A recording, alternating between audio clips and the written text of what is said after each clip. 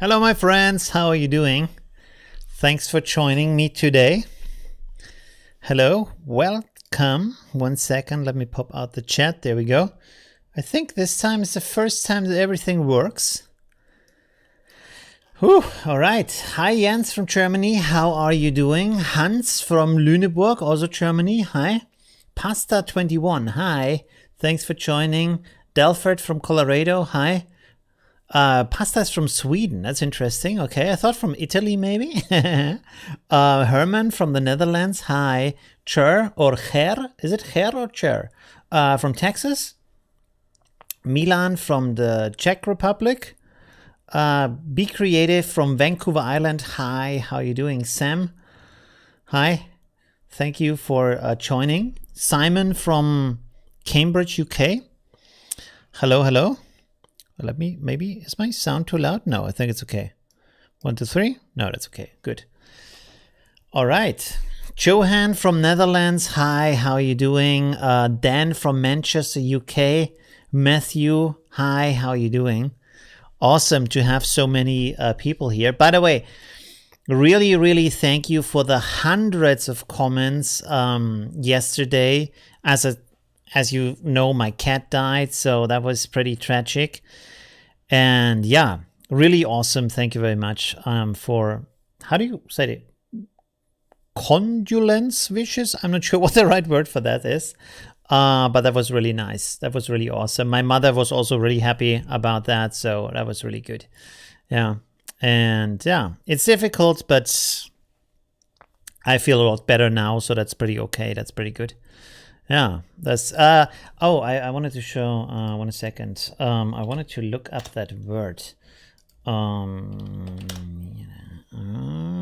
Kidney. Okay, so he had kidney problems for over a year now and took daily medications, and now it was just like, well, that didn't work anymore, the kidney, in the morning, I think. And so yeah, we rushed to the vet and they made some tests, but yeah, that was it, basically. There was nothing else that could be done. And of course, with a pet, you can do even less than with a human in that case. So it was pretty quick. If you looked in the eye of the cat, in the eyes, he didn't expect it. Because, I mean, he was old, but he was still like very there in the mind, you know? And he was looking around like, you would feel like he thought, okay, I feel really bad right now, but this afternoon probably I'm gonna walk around again. And that was like really quick to just break down, you know. Really surprising. Yeah, I don't know. The good thing is in that moment, if the pet has been very sick for a long time, you kind of expect it, you know. That's you kind of have dealt with the pain. It's always a lot bigger when it comes, no matter how much you prepare for that, but you already have like prepared for it a little bit at least, you know, compared to other situations where it's like very sudden and you're like, it just hits you, and here it's like a little bit different, but still very, how can I say, difficult, very difficult. Yeah. Okay. So yeah, thanks again. Like I said, thank you. Who else joined? 1 second. I can't remember who else I read so far. I think Simon I said. Dan from Manchester. Andrew from Brazil. Hi. Hi, Matthew, also Inner City. Hi from England. Nottingham, England. Dorothy from Denmark. Hi. Thanks for joining. Blue LG. Okay. Volkmar. Hi. Thank you for joining. Yeah. If you, by the way, if you see these green names in the chat and they can have these special icons with my face and such, those are the supporters of the channel. So under every video, it says you can join the channel, which is a small donation to the channel, which is like a subscription. And then you have these smileys you can use. So that's at the moment, that's the main benefit, right? Okay. Hi, Mark from Ohio. Hi, Mike from London. Jason, thank you for joining. Danielle, also from London. Hi. Thank you very much for joining. Chrysalia, hi. Thanks for joining. Hope you're better today. Yes, I am. Yeah. A lot better. Like it's coming and going, but right now it's better, you know. Yeah. Hugo from Saxony. Hi, from Germany. Thank you, Pac-Man. Condolences, that's the word, right? Condolences, right? Rocco from New York City. Wow, hi, how are you doing? Okay. Likers from Rio de Janeiro. Wow, very nice. Okay, awesome. Okay, maybe let's get started. So today it's all about like first big section about Filter Forge, and then we look at the weekly challenge, of course. And so I was like in the last video talking about these kind of effects that you can do with watercolor effects, stuff like that. And let's switch over to the other view here. So as you know, I have already used this software. It's called Filter Forge in I don't know, I think in videos before, in live streams before. The big benefit, so this classically, originally, this was it was a texture software for creating textures for video games and such, but now they can also create photo effects. And I reached out to them either yesterday or Friday, I'm not sure. And within 1 or 2 hours, they reacted and they sent me a key so I can download the newest version, the version 10. I had the version 9 before, which I bought for myself. And I said, okay, I want to have the new update. Please send me a key so I can show the newest functions, right? And they were really very forward and fast in providing that. Also, they told me they're going to make a huge update that is coming today or tomorrow that alters how the software looks. So it should work better, easier to handle, making the interface more easy. But now the biggest thing here, first of all, you can use it in Affinity Photo. When you install the software, you can go to to Edit and then Preferences. And there you see here, it says Photoshop plugins. For some reason, it's not just Photoshop plugins, it's any kind of plugins. And here you can see it's listed as unknown. And these are usually not accepted because they maybe have some conflicts with the software, stuff like that. But down here, if you see here in that area, you have a little hook, and you can hook that to allow unknown plugins to be used. And then it also pops up, it still works, right? So that's pretty good to have. Close that down. And then technically what you can do is to use it in here. Sorry, that's for the workshop. Downloads. There we go. Let's have, like here we have a doc photo. And you can then go to Filters, Plugins, and here's Filter Forge. So you can open that up. And it will load Filter Forge inside of Affinity Photo, and you can use the effect right there and then if you want. You can see now it's kind of a painting effect doing on the dock, and you have a lot of adjustments you can do. So it does work inside of Affinity Photo. I would still maybe suggest to use it outside of Affinity Photo. The main reason is that some things can take longer to render out. The preview is rather fast in Filter Forge, but the exporting of the picture to really render it in the full resolution, because the preview, as you can see here, preview is smaller than the original, so that goes faster, and then the export can take quite a while. Just for some filters, not for all filters, for some filters. So maybe I would do it in a standalone version still, right? Okay, so let's close this down. And then maybe also close this down so we don't have the work memory working in the background here. How do you say the RAM memory? And you can simply open it up as a standalone software and play around in that. and you have to open the image then in here. Open, you go here to image, open, not to file, but to image. It's kind of a little bit different, but it still works great. And you can see here, I can have now my picture here, and I can apply all kinds of effects to that. All right. And the one thing I really like about this, first of all, on the website, you have actually thousands of filters that you can download. You can see it says here 13,000 user submitted filters. So these are created by users and uploaded by users, most of them. It even tells you which version was used to create that. By the way, let's have a look at the chat real quick. Rocco from New York, I think I already read that. Likers is from Rio de Janeiro, said this.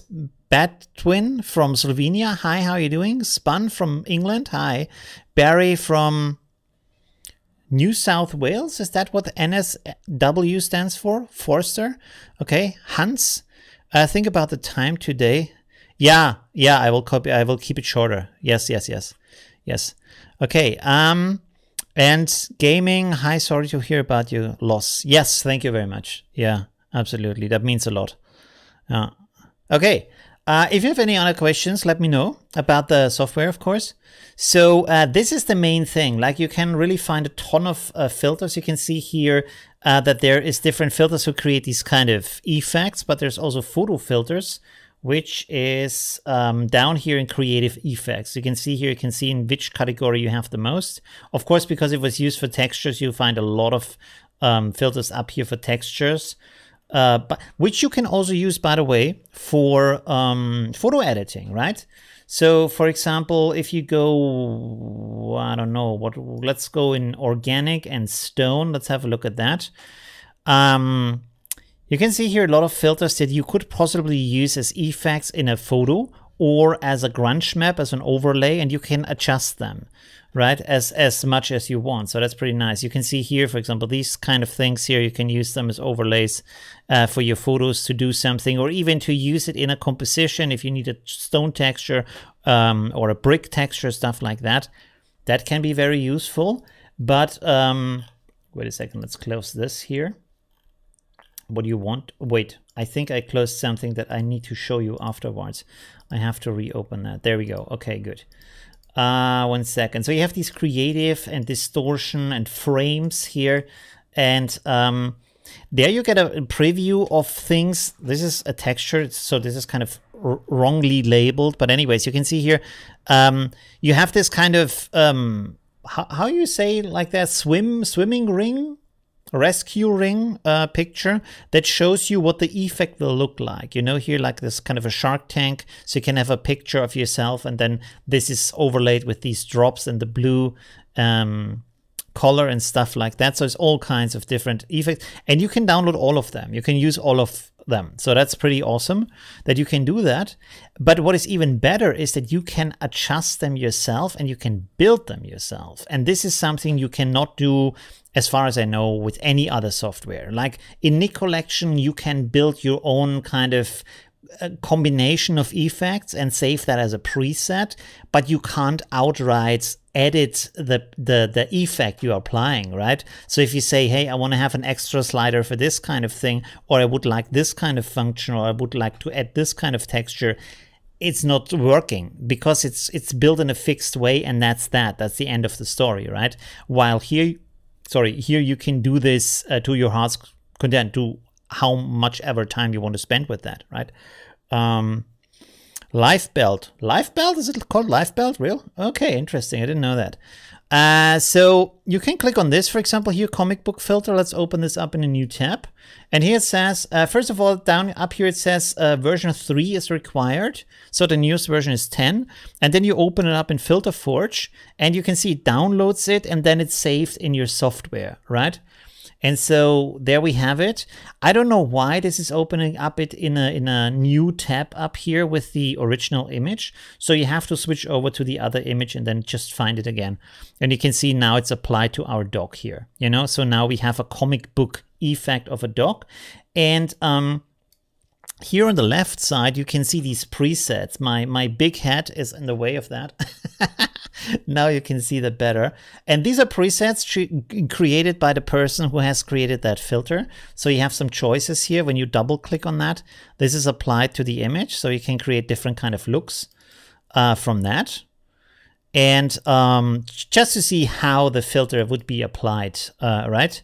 Just to give you some examples, when you click on settings, you have all these adjustments here. As you can see here, there's a ton of stuff you can use here on different kind of things.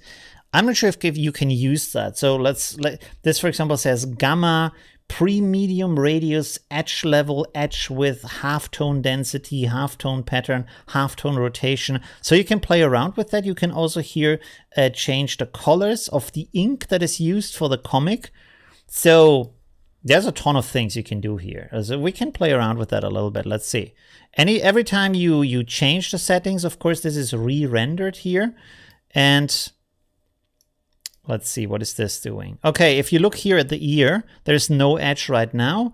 And then if I move this up, this is creating an edge right now here. You see around these lines. And you can also have the edge width. So now we have a really strong edge around that. I can have a really weak edge around that. So there's a lot of potential to play around with that.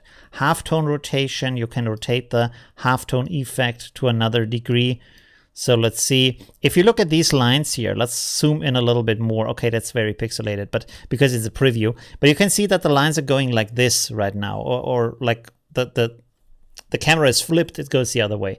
And so now if I rotate that, as you can see, it's now going like this. So it's going in another direction. So you can adjust that, right? Yes, they are completely editable. Yes, you can completely do that. And now these are just the adjustments that are right now in the filter.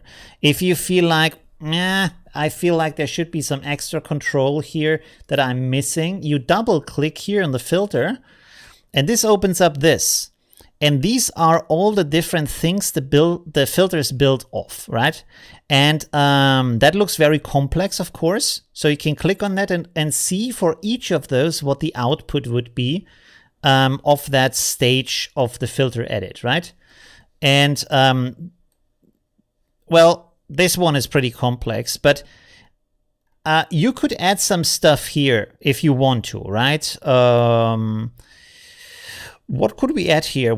Something simple, or maybe should we switch over to a filter that's a little bit more simple than this, because this is maybe a little bit too complex. So let's look at some other effect that's a bit simpler. Maybe one that's a bit nicer. Let's see. No. 1 second. Fractal pixels, impressionist curves. Pixelated, no. Wait a second. Wait a second. I created some favorites here. How complex is this one, for example? It makes this little drawing here. That's fairly complex, but maybe we can change some stuff here. So let's have a look at this. So we have the foreground, the background, and we have this noise level here. Okay, maybe... Let's see, maybe that's a good thing here. The opacity is adjusted here, I guess. Okay. And where does this information come from? Scale. Okay, let's, can we right click here? No. 1 second. Components. And then we have here our controls. So let's make a slider control here that is for the scale of my Perlin noise, right? And so I can click on that. Scale, you can see here scale. So I can rename that slider. And now it's the noise scale slider. And the maximum value, I don't know, let's set it to 50. You have to play around with that to see what this actually does. You can get a preview, as I have said, here. So let's make this bigger. Does this do much? Yeah, it does actually. Okay, good. So use remapping. Not sure what this exactly does here, but this is a control here. Visible, not visible in the filter controls. Okay, we want that. Ah, okay, remapping. No, we don't want to do remapping. Okay, good. So when I close this now, I can save this as a modified version. So I call this Ollie. There we go. And save it under My Filters. And so you can see now I have this here. And somewhere in here should be, there's my noise scale. You can see here down here, this is the noise scale. We can, let me open this up again. And let's call this Ollie noise scale. So you see that I actually added this and it wasn't there before. Let's save this again. And you can see now it says Ollie noise scale, and I can use this. And this now adjusts the noise, which is in here. So it's not super visible right now. Can we, paper grain? Let's see. Maybe can we make this a little bit stronger? If adjust the colors a little bit. 1 second.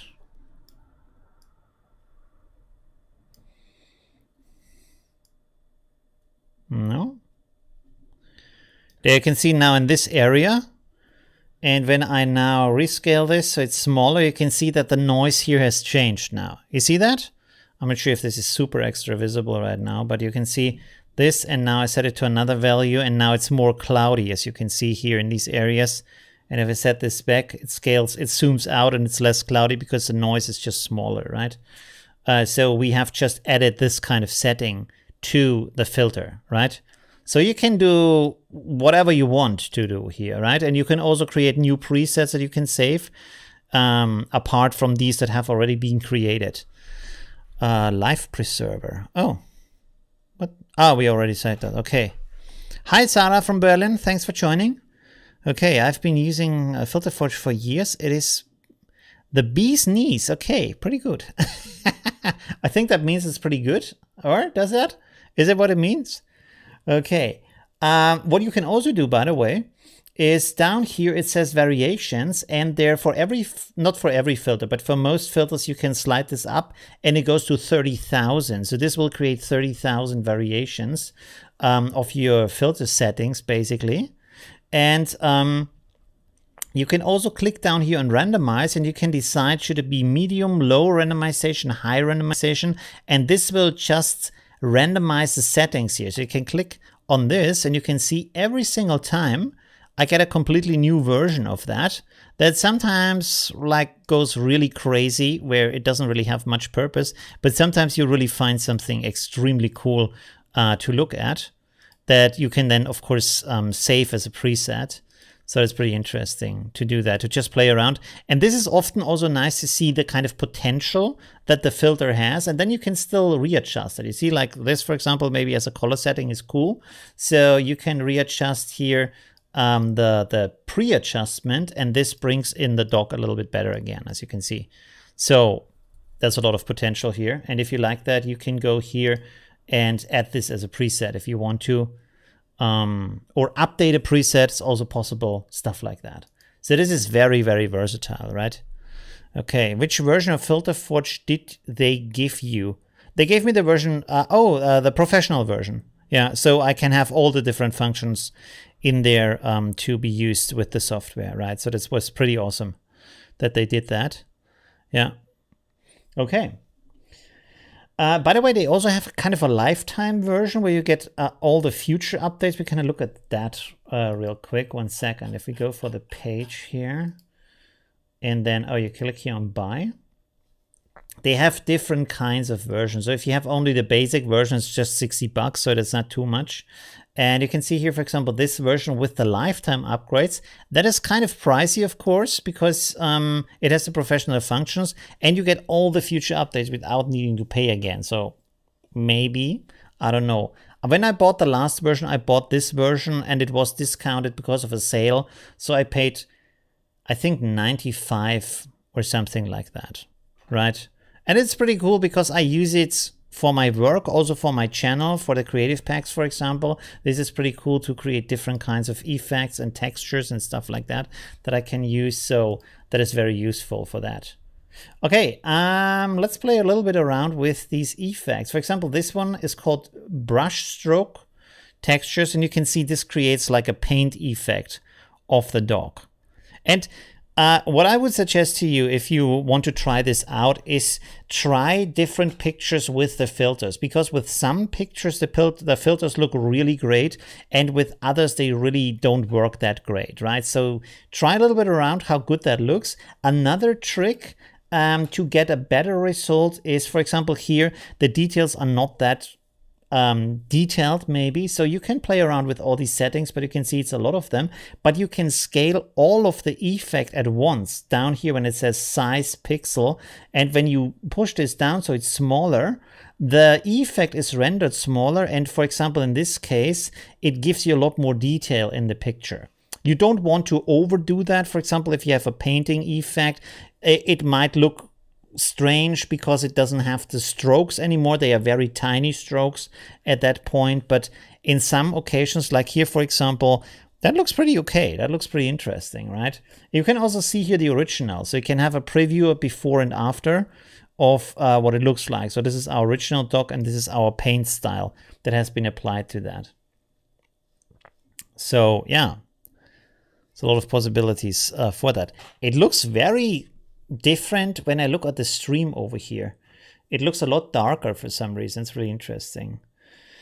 But not on your browser.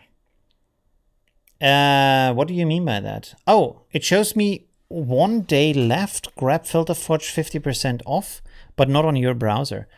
Maybe I'm locked in or something. I don't know. Let's see.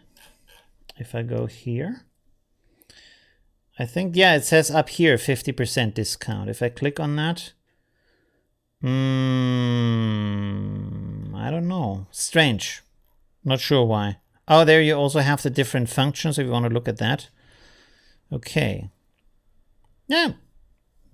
It's interesting. Oh, my cat Lolo is here. 1 second. Come, Lolo. Oh, he's very cuddly recently. Whoop. Don't kick my keyboard. There we go. There he is. He's so dark, he's really hard to see on the camera. Lolo, Lolo. Oh. All right. Good. Oh, there we go. Let's go back to the work view and look through some other stuff we can do here. They also have like interesting photo filters. Let's download another picture from Unsplash real quick. What did I use in the past? Polaroid. Polaroid? No? How do you write that? Polaroid. There we go. I think I did it already with this picture, and that worked really well. So let's try this again. We can also try some other ideas, but let's give this a shot real quick, because you have this kind of Droste spiral here. So let's open up this image. And this, for example, is something that Affinity Photo can't do.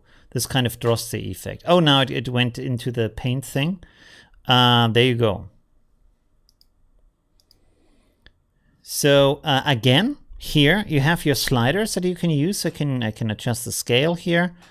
Like so. I can see now how we have this kind of Polaroid picture bent around the outside and then going inside and repeating. So back there is a second hand in there. So it's pretty interesting. I can also rotate everything here, as you can see.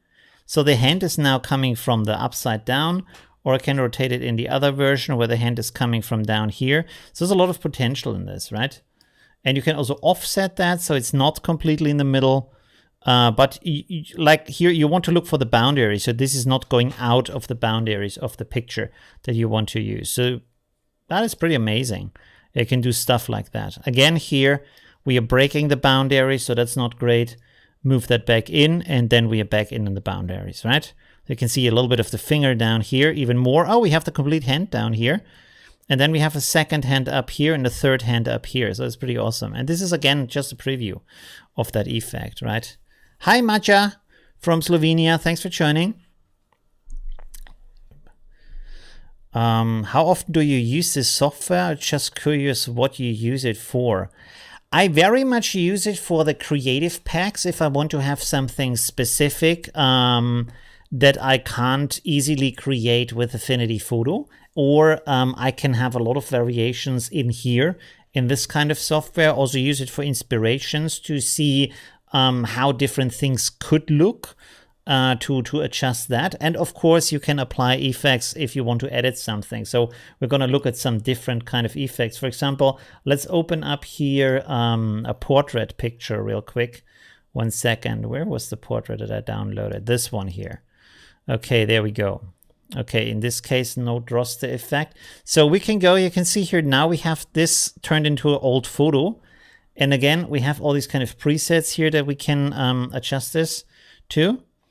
In this case, you can even see with these, checkerboards in the background that this part of the picture would actually be transparent if you export it as a PNG. So this is also an ability that FilterForge has, that you can do these kind of things, which is nice if you, for example, have a crackled outside, or you want to create a frame, for example, with an empty image. The way I do that, by the way, is that I export from Affinity Photo an empty, completely transparent PNG file, and then open it up here so the background is completely transparent, and then I can create a frame with this. For example, here you can create frames.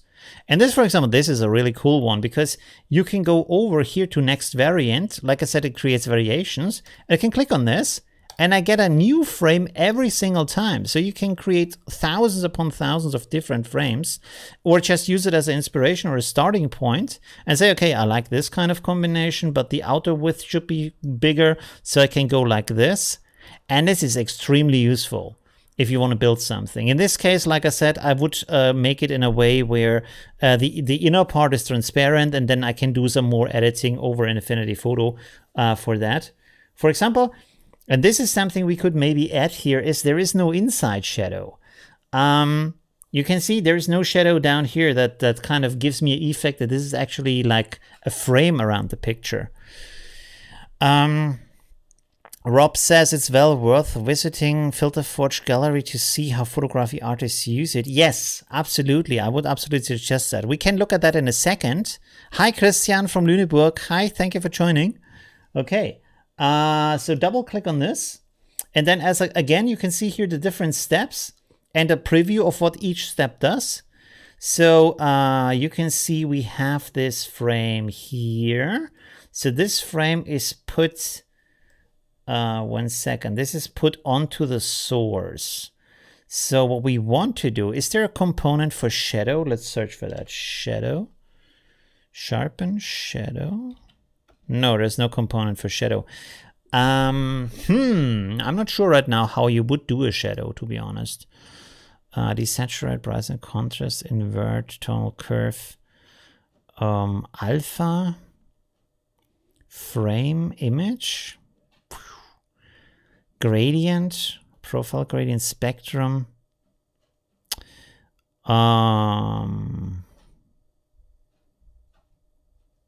can blur it, high pass, maximum, motion blur. I am not sure how to do that. You can always find a workaround way. We could offset it and then blur it and color it black, right? And then you have kind of a shadow, right? So that would work. But that's too complex for right now. But there's absolutely a way to do that. Okay, never mind. Good. Let's close this again. The Gitcast changes check last week. It was 1 day left. 50 discount today. It's 40%. Yeah, they, like every store, they play around with different kind of discounts. By the way, This is a great point. Never buy anything using your smartphone, because they will check what kind of smartphone you have, and if it's an expensive smartphone, you pay a lot more. You can pay as much as double or 3 times the price because it's from an expensive device. Always go to your computer and maybe set it to what is it called, incognito mode, so you get a better price, right? So that's something they use. They check the device, how expensive it is. So if you're an iPhone user, or maybe you have to check on a Mac, is the product on a Mac more expensive than on a Windows PC? That could be, or maybe Linux or something, you know. That is something they're using, this automated pricing. I would be interested to know how to apply the skins filter. What skins filter?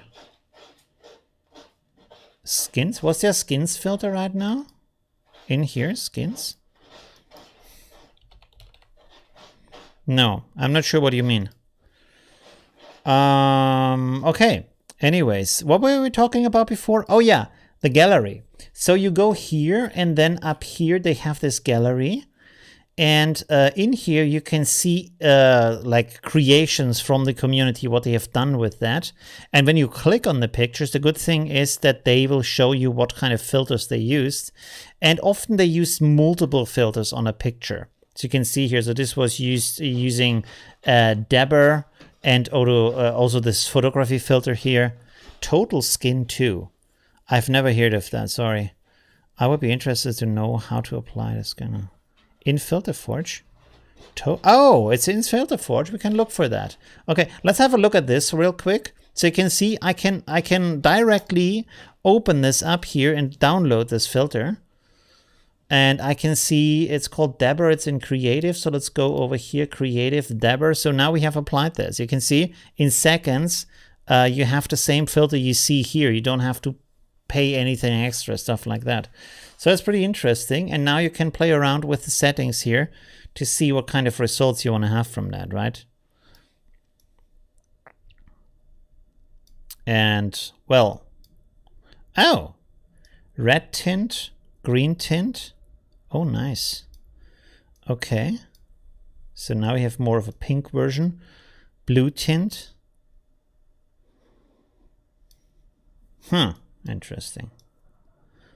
Oh, nice. Okay.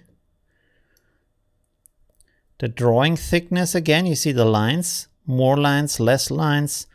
And I can put them like this and then kind of say, I want to have gray lines like so. So this is not doing it right now. I'm missing something, I think. Let's click on OK here.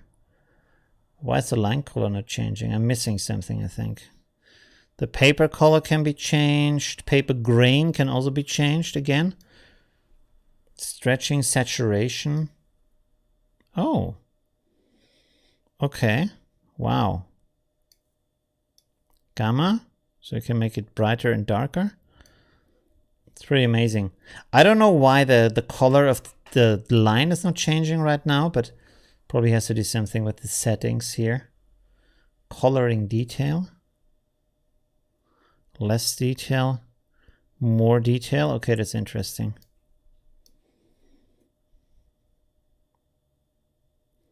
And you can, of course, then export it. And for example, you could export this and then blend it with the photo in Affinity Photo. That's a possibility. Or you can export it and then apply another effect to that, right? So there's also a possibility you can do here. So it's very, very versatile. Always great to see other artists' work for inspiration. Thank you. Especially when you have a bit of creative block. Yes, this is what this is also good for. I really like to use other software because sometimes you just don't know what you would do with that image, and then you look at other stuff like FilterForge or Nik Collection or Luminar, and you can see how they would solve the same problem, this kind of creative thing, and you can play a little bit around with the effects. And also, if you would do this exact thing here in Affinity Photo, you can do that, of course, but it takes a lot of time, and you need to know all the steps to do that in that specific fashion. And of course, if you say, okay, I want to have less or more color, like so, in Affinity Photo, you have to recreate the whole thing, while here it's just one slider that gives me more or less color, right? So this is 1 second in Affinity Photo. This is like an hour or two, you know? So that's really, really good to have these possibilities. Also with Nik Collection, Photo Lab, all these kind of things, right? To use them. Okay. Let's have a look here again. And here you have some other previews. That's also nice. Let's go back to the photography. I don't know. So they also use this filter here. We can, I'm not sure how big this, I think, let's see how long this would take to export. Let's export this as a JPEG file. 4,000, that's a bit big. Bit big, sorry. One thing I don't know here, so I'm not a super expert on this, but one thing I don't know is, can I change the size upon export? You can change the name, that's good. I don't see any way to change the size right now. Let's do it. Let's just try this. Downloads. Yes, okay. No, not overwrite. Ah! Did I click on OK? I thought I clicked on cancel. Okay, let's see. Let's export this again. File name. Test. Sorry, test. Export. Oh, it's a PNG again. Sorry. Let's go to JPEG here. Export. Downloads. Yes, please. Okay. I hope this doesn't like interfere with my stream right now. Okay, this is a faster one, I think. So we should be done in some seconds. And so now it also renders this in a higher resolution. All right. I use all sorts of textures in Des D3. Oh, okay, interesting. So yeah, you can also do that to use the textures for 3D art or for game development, stuff like that. That's very possible also. Okay, so now we have this exported. It looks different. Let's see if it really looks different here or not. 1 second. There's the picture. Okay, that's interesting. So the export looks different from what the preview looks. I don't know why, I'm not sure. That's a bit strange. Save as image. Let's do this. JPEG. Test 02. Let's maybe turn this off. Okay. So like I said, I use this mostly for creative effects.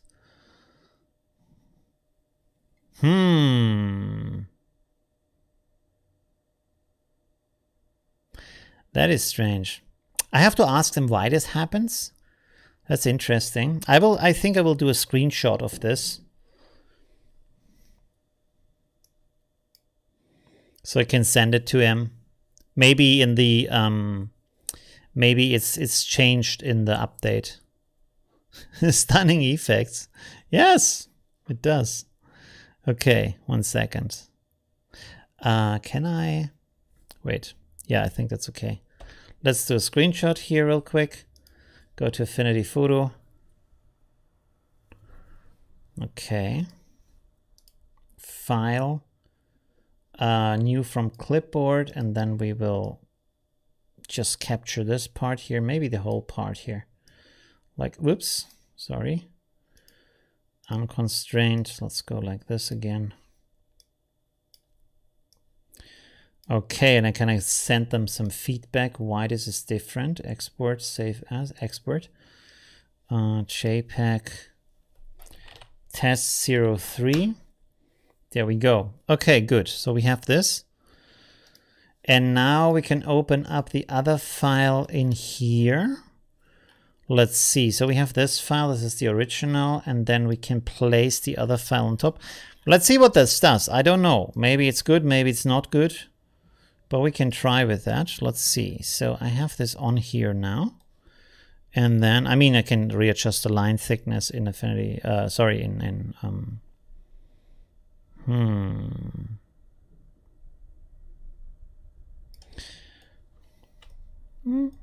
I mean, it's interesting because you have the original effect, you have the original picture, and then you have the effect. And if you combine the both, you can add a little bit more detail to that. Or you can just like make a mask to have more of the face visible, stuff like that. That's not like a super good example right now. Let's use the blend modes here. Okay. This is not too bad. This is actually not too bad. Because you have like the original picture in here, a lot more detail. And then you have this effect with hard light blending. It's actually cool. You see, like this also looks like a drawing now. So let's duplicate this. Set this to normal. You see, so this is the original from FilterForge. And this is what we create with blending. I mean, that's pretty cool, right? It's pretty interesting. Can do some nice stuff here. Very cool. Okay, interesting. Let's go back here. And because I wanted to show you, this was basically one of the things, is the water paint effect, right? So let's open up. Oh, we have to talk about projects too. 1 second. There is the city I showed you in the thumbnail. Oh, hey, you see, this works a lot better. Like I said, try different pictures, see what they bring as a picture. So this looks pretty interesting as a painted version of that. But of course, we have other paint effects in here. Let's go for this one, for example. Nope. I just want to apply that to the picture. There we go. So now this is painting. This is what I used for the thumbnail. And you can see how good that looks. Sorry. How good that looks as a preview, as a water painting. You can see here we have our original Ellie, and then this is our water painting. That's pretty good, right?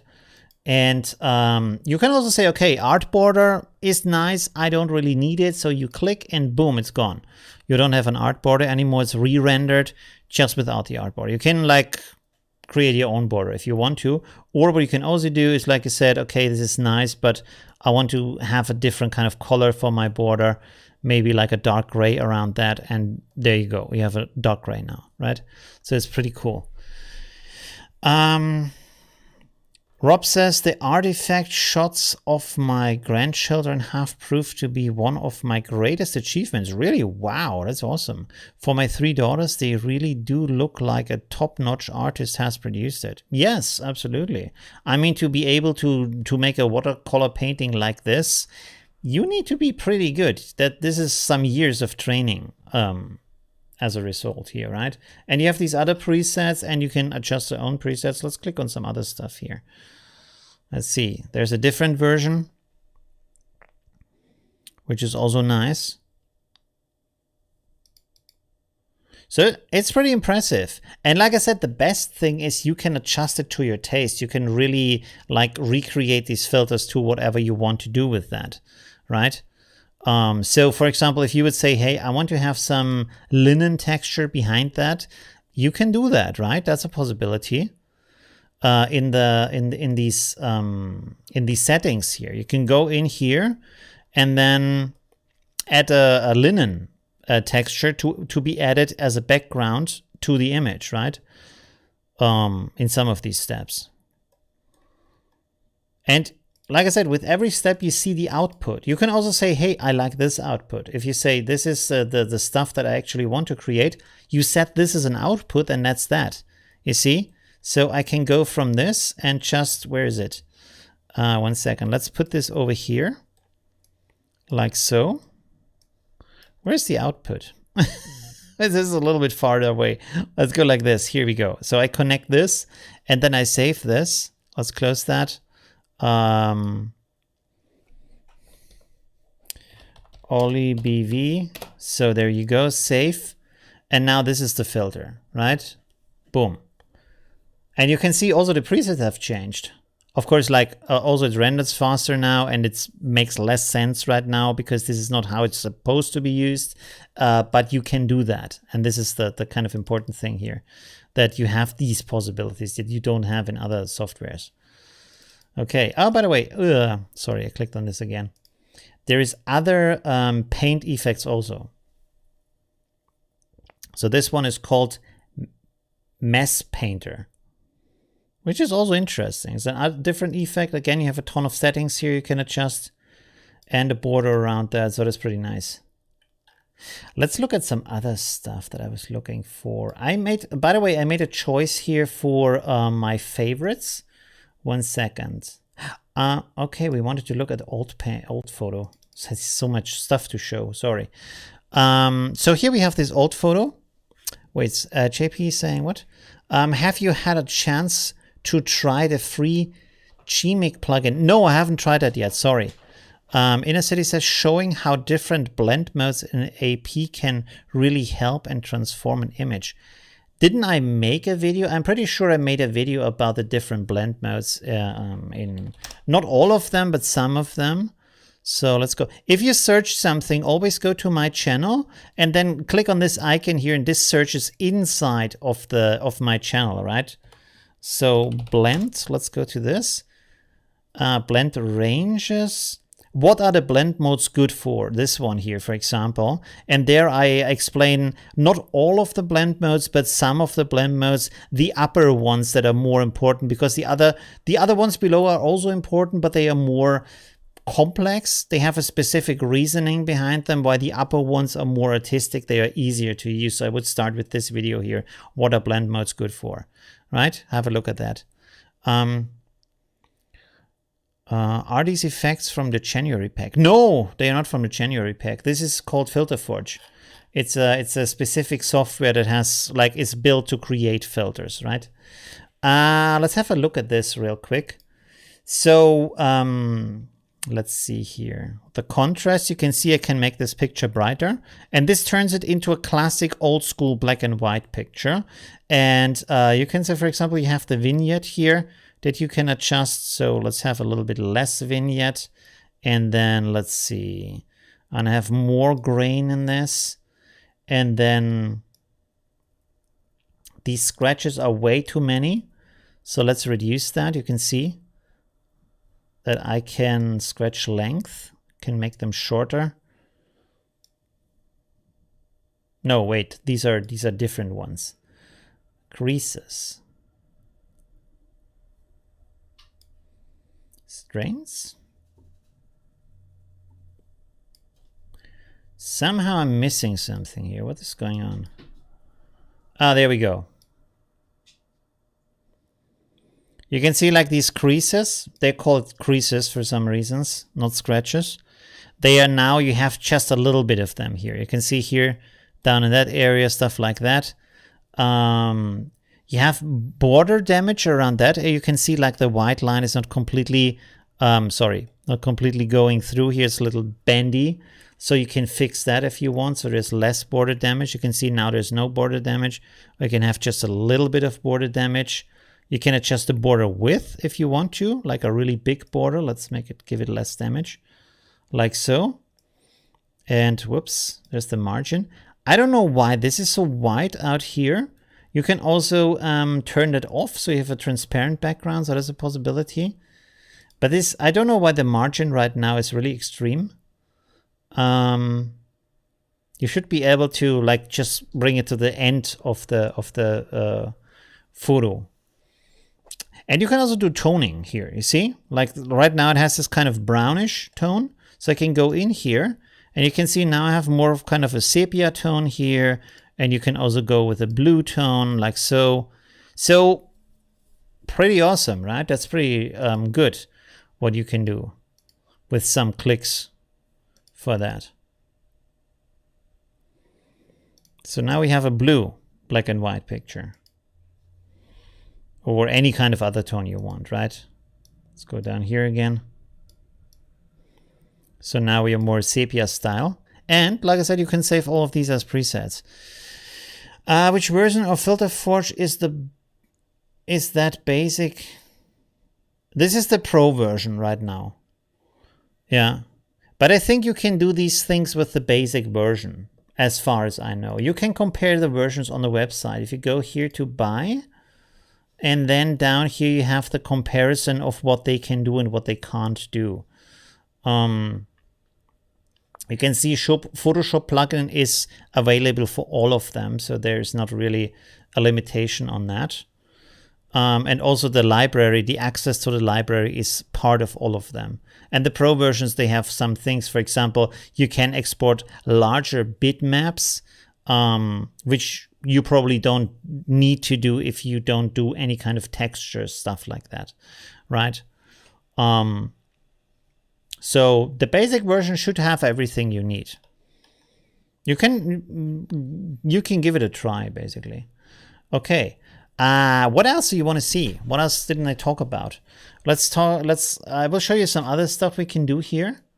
Oh, there's a Lomo effect also.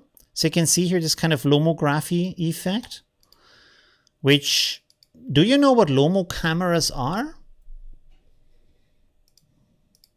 Let's have a look here.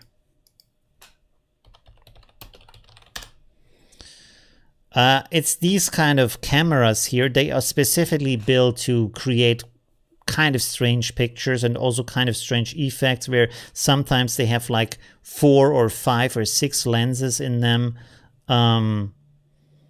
So they are more like goofy cameras, and often these kind of cheap built cameras that are specifically done for these kind of more artistic looking pictures.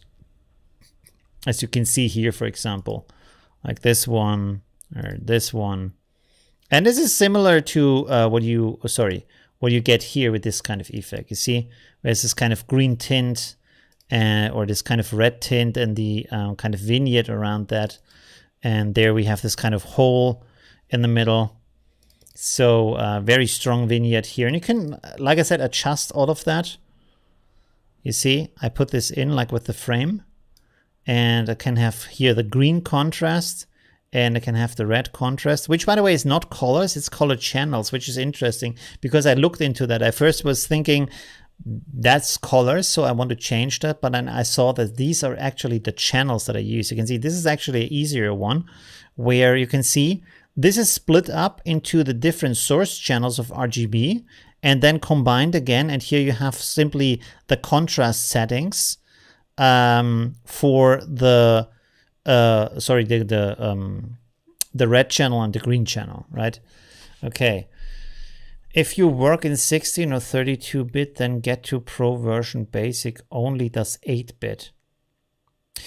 Yeah, but for JPEG, that's good enough because JPEG is 8-bit anyways, right? So if you only need that, that's okay. If you need a higher bit rate for the image, then you probably need the professional version or a higher version. Yeah. If that's the case. Is that the case? I don't know. I didn't pay attention to that. Sorry. Does it say it here? Support. 16 and 20. Okay, interesting. Right. Yeah. But usually if you add it in Affinity Photo, it's also 8-bit. The only way it's not 8-bit is when you go up here to document and then convert the format. So you see here RGB 8. This is the classic thing you added photos in. Unless it's a raw picture, which then it's maybe 16. 32 very rarely that you need that. Yeah, so most of the time when you work on Affinity Photo, it's also 8-bit, right? Okay. Is that for updates too? I'm not sure what I mean, really.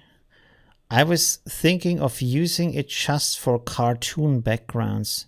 Should I get the basic? For cartoon backgrounds, I'm not sure what you mean by that.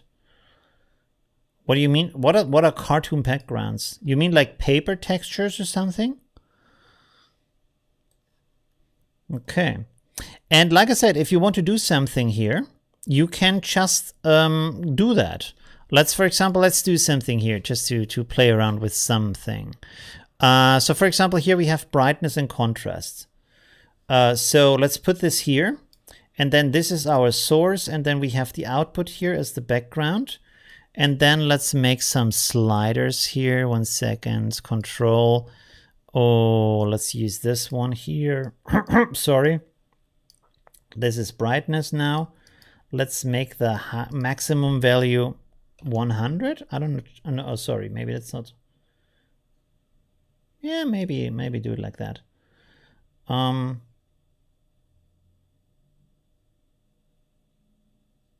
then the original is 50. And then I will simply copy this, place this for the contrast 2. Let's call this contrast. Contrast, there we go. Okay, and then I can save this, save as Lomo Ollie or Ollie Lomo. There we go, Ollie Lomo, boom, bam. There I have it. And so now I have 2 more sliders here for brightness and contrast, and I can just like go like this, as you can see. Can make it super bright. I can make it very contrasty. And so I have like basically edited the way this filter works, right? You see very low contrast now, and make it darker. And so you get a different result from your picture, right? So that's pretty interesting. And this is basically the main thing I like about this thing, that you can really go into that and make something your own. This is what I mainly also use it for. I look through the different filters you find on the page, all these kind of things here with creative and whatnot.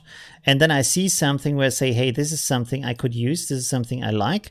And I use it to then create my own version of that and then export different kind of effects or use the effects on pictures, stuff like that.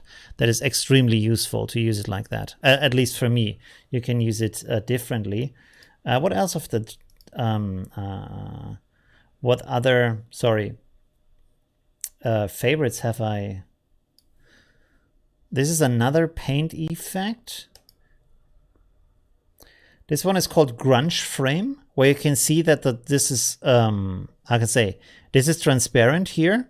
So you can have a transparent background of your image like so, and then put it, for example, in Affinity Photo onto something else if you want to. And you can see also that if you look at this area here, the grunge is also going into the picture. It's not just like this roughed up edge of the picture now, but also this kind of grunge, I can say, deteriorated outside of the image, right? I guess you can see there's also different kind of effects, so you can use that on. So this again can be really useful for all kinds of different forms of editing. Also think about when you, for example, do compositions and you want to include a picture in a frame and the picture should be deteriorated in the background of your composite, right? This is a good way to create this kind of thing for the picture you want to do, right? Yep, another is here. Filter Forge is here. Ah, Filter Forge is here. Hi, how are you doing? So they actually joined. Okay, that's awesome. Thank you very much for that. Right. By the way, while you're here, we were looking, maybe you can answer this question. We were looking at an effect before, and before the export, it looked like this, as you can see here, with these stronger lines. Can I zoom in here somehow? 1 second. Where's that? There we go. Like this. You can see it has these stronger lines here. And then when we exported the picture, it looked like this without the stronger lines. So different result. I don't know if this is maybe the before or after the update that you're going to do today or tomorrow. But there was something that was interesting, that the preview looks a little bit different, which might be because it's a smaller size and then the filters react a little bit different with the contents of the picture. I didn't realize that with any other filter before, just with this one. Which is called Debber version 0.7. I think this is also for an older version of Filter Forge, so maybe that's also part of that. Yeah. Okay, good. So yeah, pretty awesome, the different things you can do in here. Oh, this is also an interesting one. It's a postage stamp you can do. And you have these different kind of stamps, not just color stamps, but also this kind of, how would you call that effect? I learned that in school, not the technique, but what it's called, with these kind of lines on it. And you can adjust all of that, right? So let's go again here. Engraving, sorry, yes, engraving. And you can have the engraving frequency, so you can see very few lines, lots of lines here. And you can adjust the waves of the engraving, like should it be more or less waves. And What you can also do is, let's use another effect here, 1 second. You can see, again, you have this kind of deterioration on the picture itself, also on the outside. And what you can do here is for the frame, for the perforation, I can move that around, kind of change the perforation. As you can see here now, it's a little bit different than before. So that is pretty interesting. You can enlarge the picture. You can change the frame around your stamp so that you can have really different kinds of looks for the stamps. So it's very nice to have that. Yeah. And this is this, vintage effect. You can see how this also starts to deteriorate around the effect, around the border. And it gets, how would you say, when it's getting brown, it has some, what is the word in English? So this is the fresh one. Very nice fresh paper right from the factory, and then it's getting darker, browner over time. I can't remember what the right word for that is. Yeah. So yeah, pretty awesome. Very nice.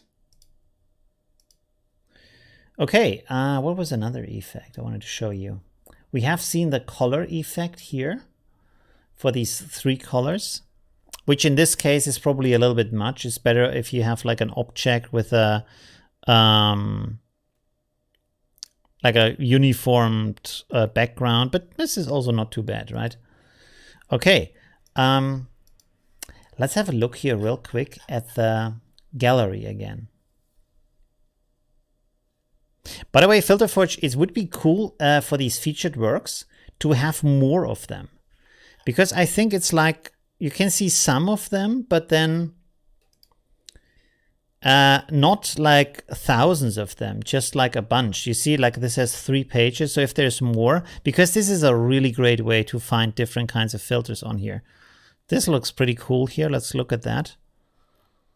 Pretty cool effect. So you can see what exactly was used here. Impressionist and grunge and HDR image. Okay, so the grunge was used on that. And the HDR image enhancer, I don't know what that did.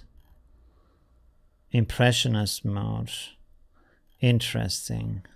We can download them to see what we get from that. There we go. This is also in creative. Let's switch over here, and there we have. Oh, okay, interesting. So again, wait, we have different modes here. Again, this is probably not ideal for this kind of image, but if we have another image, it's probably a lot better. So let's switch the image over to the portrait that we had before. This one, for example. Yeah, it's already more interesting.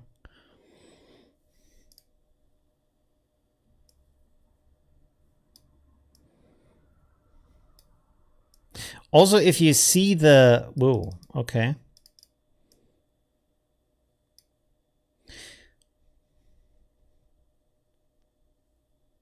If you see the really great results that they are having on the page, they of course spend a lot of time. So not everything is done in like 5 seconds or so, just because the filter can do it. If you want to have a specific result that looks really great, you have to do a little bit more time investment into how the filters work and how to combine them to get certain effects out of them.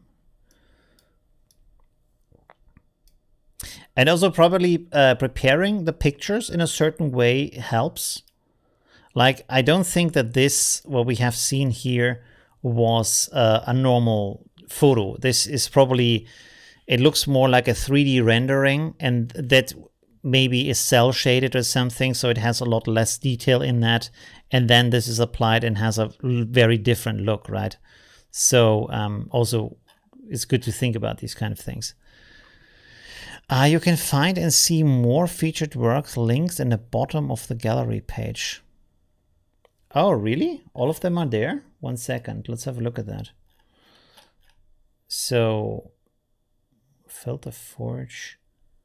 Where would I have to click to see that? Library help? No.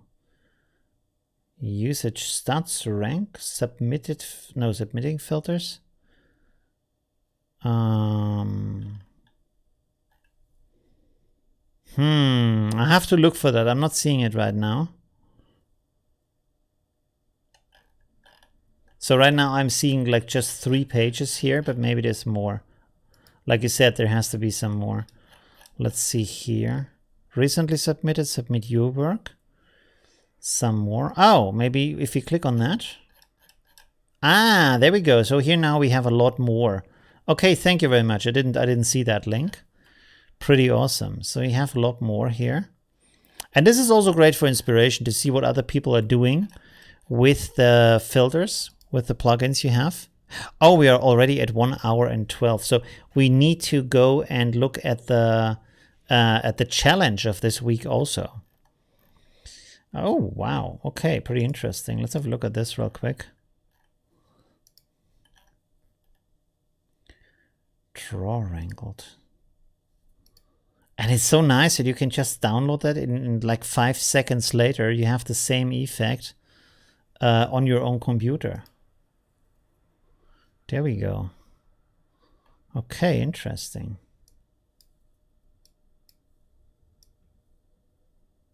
So yeah, I mean, have a look at the demo and download that and see what you can create with that.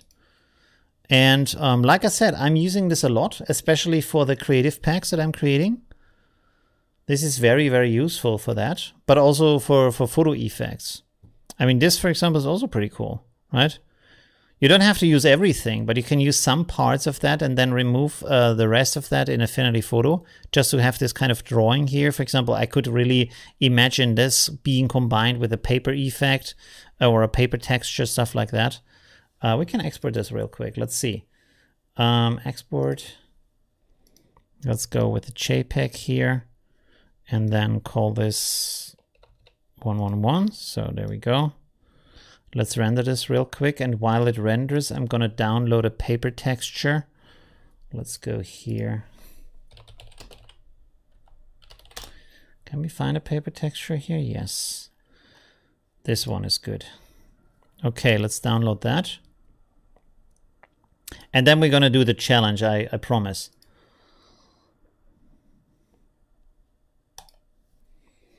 Let's close this here.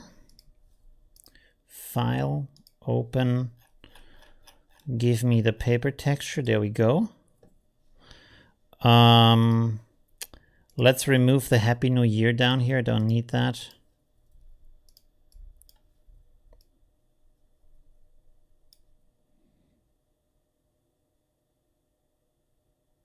There we go. That's gone. Okay, Filter Forge is still working a little bit on this. Do we need something else? I can use, you can see these, there's some vignettes that I created in Filter Forge for one of my creative packs. So we can have a look in here. Let's go for the, where was it? 1 second. Winter looks? No. Oh, I think this, and there's the black and whites in here. No, this is something else. Neon City Power Farm colors.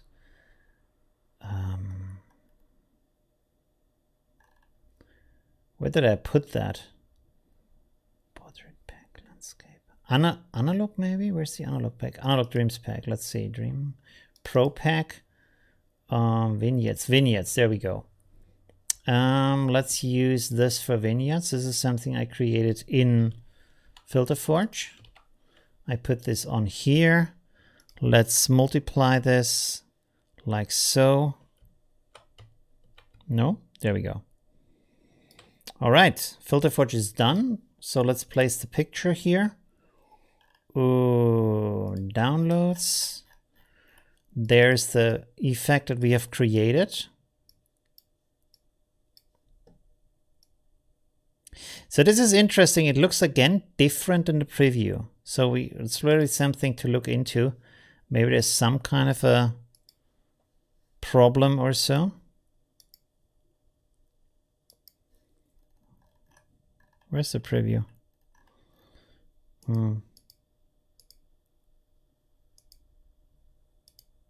Ah, there we go. So this is the preview and this is the rendered result. It looks pretty different, so that's interesting. But anyways, let's combine this with the background like so. And then maybe reduce the opacity a little bit and reduce the opacity of our vignette like so.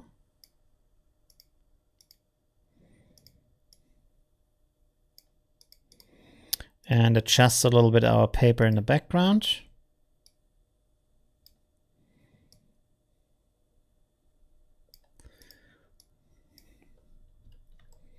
And there you go. We have created an interesting effect.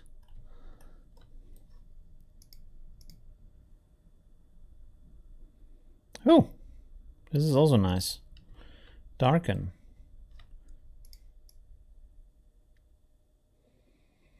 There you go. So you can see you can do some really interesting stuff with that. You can also take this, duplicate that 1 second, and then turn it upside down. Maybe scale it a little bit outwards. So you have kind of different effect up here, as you can see.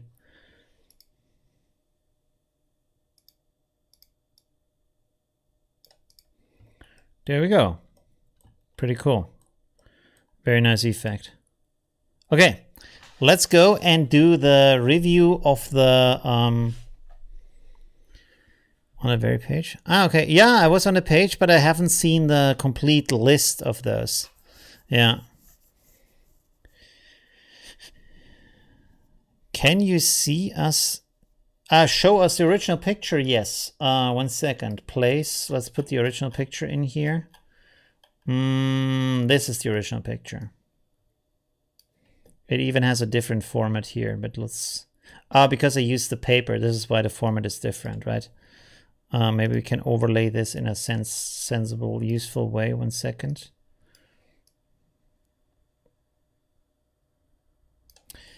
Okay.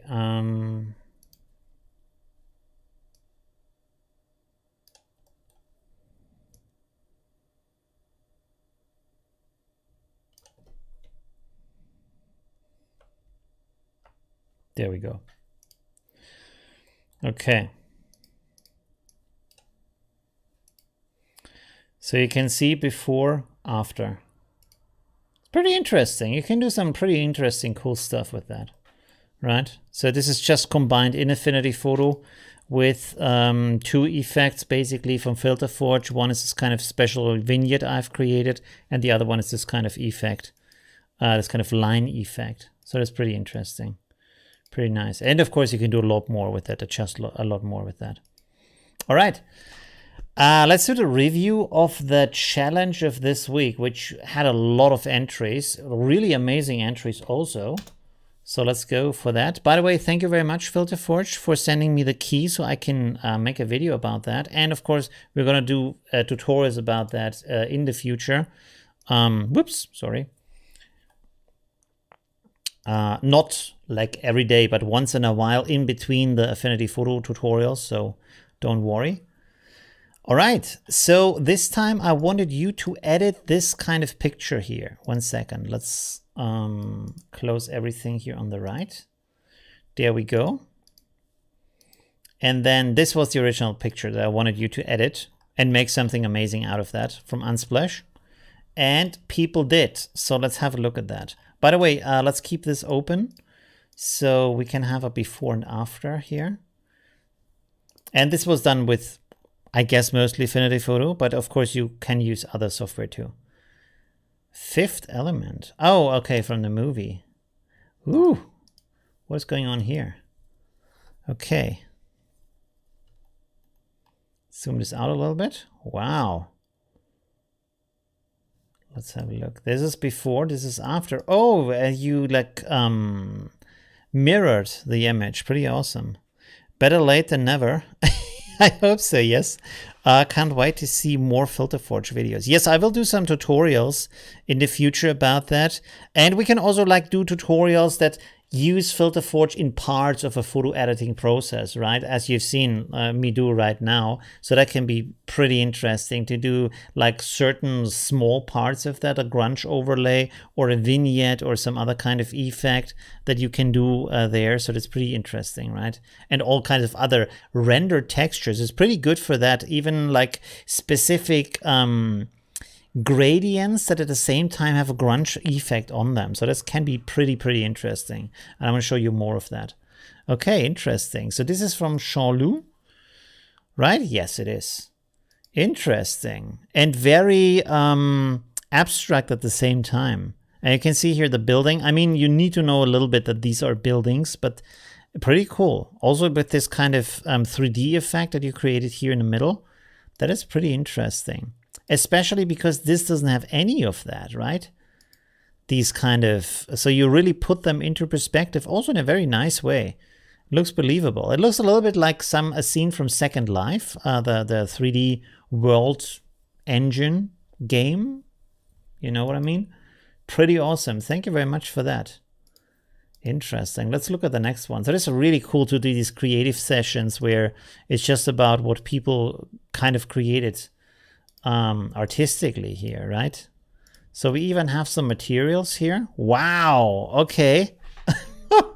There's a lot of stuff going on. This looks a lot more like Hong Kong right now. And it's like underwater. So that's interesting with some monks trying to save themselves. So this is the original. And you use the trash bins as kind of islands. And we have a dragon here. 2 dragons even. Wow. It's pretty nice, actually. It's very nice. This dragon here looks pretty realistic, I would say, right? Combined with the scene.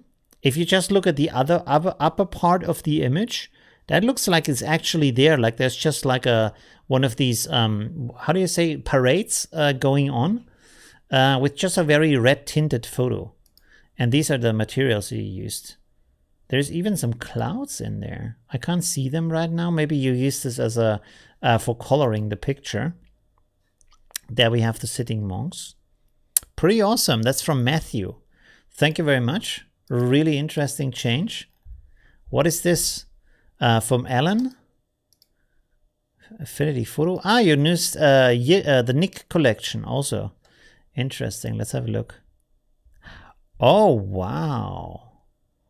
That is really interesting. You can see like it's a floating lens. It has this kind of, it could be like a Netflix show or something. Because if you look at the shadow down here, which works pretty well, it actually looks like there's something floating here. These areas back here, they are a little bit dark. So it looks like it's a little bit wedged into the walls. But when you look down here, you can see that it's floating over the ground. That looks surprisingly real down here. Like the lower part of the image is pretty good. Like from here downwards, it looks very realistic. And upwards, it's just like a little bit dark maybe, but it's pretty cool. And I like the lens reflex, the lens effect. That looks surprisingly good.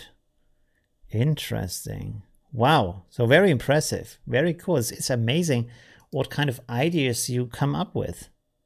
Whoop. There's a sci-fi cover here. Inspired by Marvel and DC Comics. Interesting. I have no idea what that could be from Marvel or DC.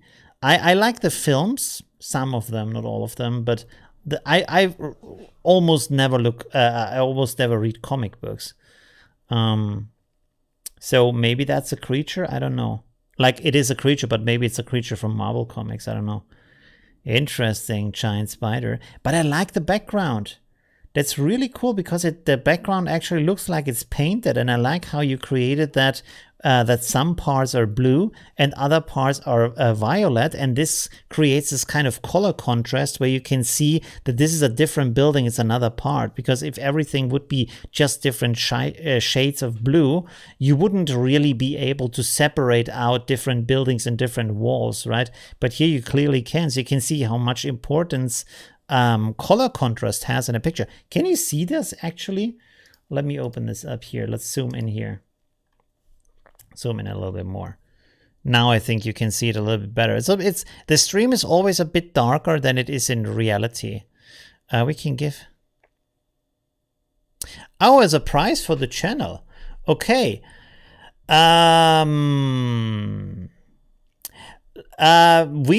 Maybe let's do this as a challenge. We can do a Filter Forge challenge for the next week, and then someone wins the basic license. Is that good?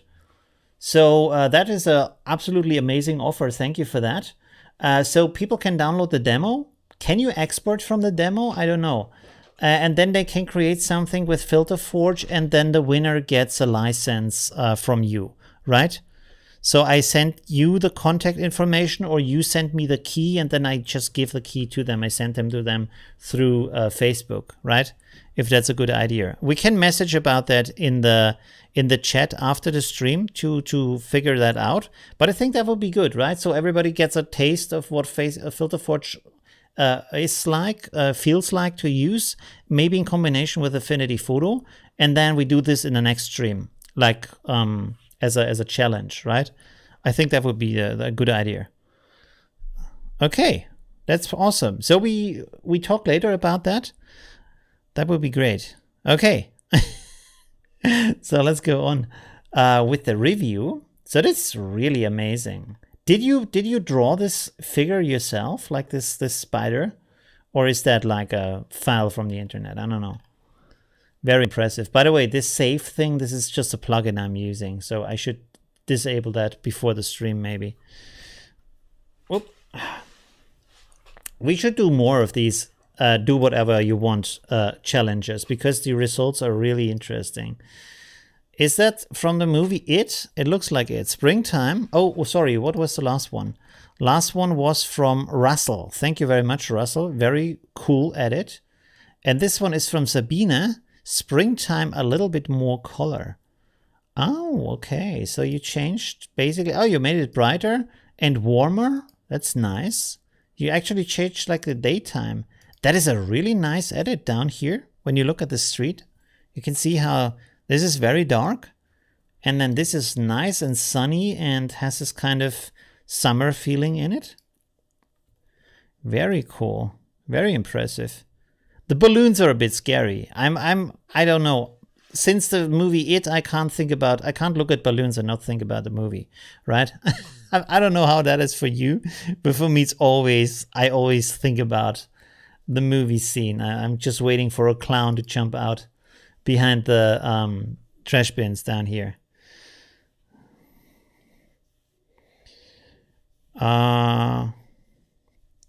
Double filter and vanishing outline. I figured out that the very first preset works the same for me. The outline partially gone, especially at the light areas. But I gave preset 5 a try and it worked better and preserved more outlines. And you can tweak settings of the filter in the settings tab. I see. Okay. Yes. Yeah. Right. So that's interesting. I'm not sure if this was the case with the version 9 or if this is new with version 10 of the filters. Not sure. Because like I said, this is the first time that I see that this is actually different from the exports of the results. So very cool edit, Sabine. Thank you very much for that. Let's go on. The next one is by Chrisilia.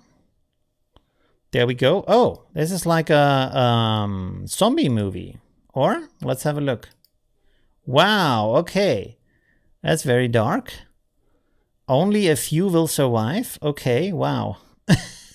Someone is a Walking Dead fan. Pretty awesome. Pretty interesting. Okay, let's see. So these are the original zombies. And this kind of floating death here. So very gory image. But pretty nice, pretty cool. Very interesting. Also, I like how you desaturated the image. If you look at this, you can see here the colors are more colorful here, more playful. And then here everything is brighter and desaturated. And a little bit like, how do you say, overexposed, which gives this kind of end of the world situation, end of the world feeling. So that's pretty cool. As a trial version for the challenge, yes, it is a fully functional 30-day professional license. Okay, cool. So let's do it like that. Render big images, export them, and so on. Okay, awesome. So let's do this as a challenge for next week, that people edit a photo with Filter Forge, and then we decide on a winner, and they get the basic version, right? Okay, awesome. That sounds great. Really cool. Okay. This is from, yeah, I already said. How do you pronounce that name? Chrisilla. Okay. Interesting. Pretty awesome. By the way, the figures, like, it's great. The one here in the back is a little bit bright, but maybe you made it bright because otherwise you couldn't see the figure. On the other hand, if you made it darker, so it fits better with the background, and then just put a little bit of the fog behind that figure, so it's brighter in the background, and then you have the darker figure on top of that. You also have a very nice outline that is more readable, it's more visible, and at the same time the zombie fits better into the background. Sorry, I'm kind of lost for words today. I'm sorry. All right, let's go on for the next one. We have a lot of entries, by the way, so I should go quickly through them. So you changed the art. Oh, okay, another one that's pretty interesting. You made it a lot wider, but without like just skewing it, as you can see here. So these parts have become a little bit flatter, but he also placed, I think he placed the ground differently. Billy, this is from Billy. So I think, did you cut out the ground and then place it in again? So it's wider, but not just stretched out. And then you put in some different elements, I think, which is interesting. You have the car here and what is it? A husky, I think. And this, I would say, is snake eyes, probably. So that's interesting. This doesn't really blend with the background. Maybe use a multiply effect and some, I would use a stone texture or a, what is the word? Concrete texture, and then blend it with multiply. So it looks like the picture is on the stone, on the concrete, right? Or maybe another blend mode to play around with that a little bit. So because right now it's just like, you can see it's just a picture in there. All right, thank you very much, Billy. Let's go on to the next one. Oh, this one is really dark. It's very dark. Maybe I will try. You did it, but where did you do it? Did you post it again? Maybe somewhere later? 1 second. I can't see that one. Sorry. Let's make sure we don't leave someone out. That's the one here. I mean, did you post it again? I don't know. It's very dark. Anyways, you made it. I think you made it brighter. It was even darker than that. So you changed your comment.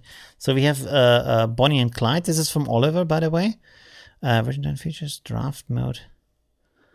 So by the broader is the updates usually. I see. Okay, good. Let's go on with that. It's still very dark. So try to, I mean, this guy here is rather, he's getting brighter. You can see him a bit better. And this is kind of the illusion that is often when you zoom into the picture, you can see more detail and everything is clearer. And it looks like, okay, this is good enough. So what you have to do is to zoom out of the picture and make it rather small and see if you can still make out what is actually happening. You can see that at least she is fading very much into the background. And because he has a dark suit, he's also very much fading into the background. So again, if you add this kind of fog down here, maybe put a little bit of fog also back here, or maybe have a separate light here that is lighting the alley or something else that makes the background a little bit brighter. So these dark clothes suit of him and her clothes is kind of giving a silhouette against the background, so you can actually see what is going on, and it's a little bit more obvious. But the atmosphere is really cool. I like also that you added these parts here with these strange, Oh, these are lights. I thought they are windows. No, they are lights, and they are lighting down on this image here, on this painting. So that's pretty interesting, right? And the street lamp. Really nice how you change the atmosphere of the complete scenery here. It's just very dark, and I'm sure in the stream it's even darker because for some reason screen capture, when you stream, it makes it a little bit darker. Thank you very much, Oliver. Let's go on to the next one. This is by Brad. Wow, okay, rainy day picture here, pretty cool.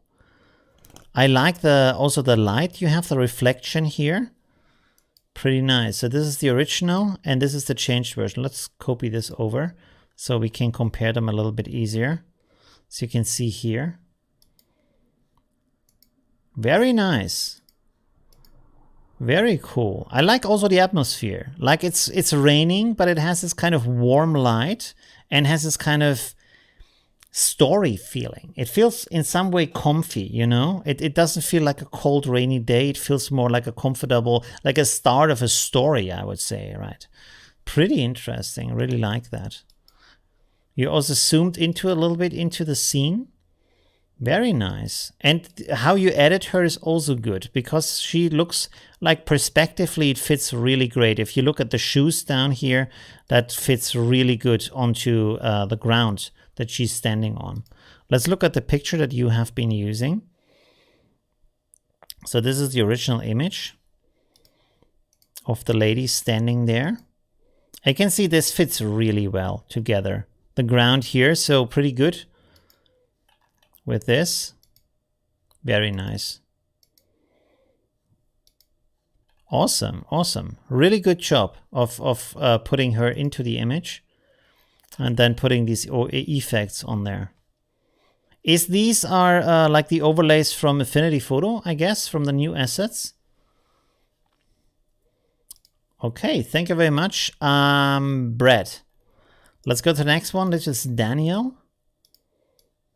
What do we have here? Oh, wow. What is going on? Now it's a river. And there is two, I can't remember the name right now. For some reason, I don't know, today I can't remember. So that's pretty awesome. Wow. I like how you created, how everything is floating around. I will put this into Affinity Photo real quick and just make it a little bit brighter. Sorry, there's a lot of pictures who are just very dark. Let's go like this. And of course, like the effects might look better when it's darker. But I just want to, wait a second. We have an exposure effect here. Maybe this is a better idea. No, it's not. It's way worse.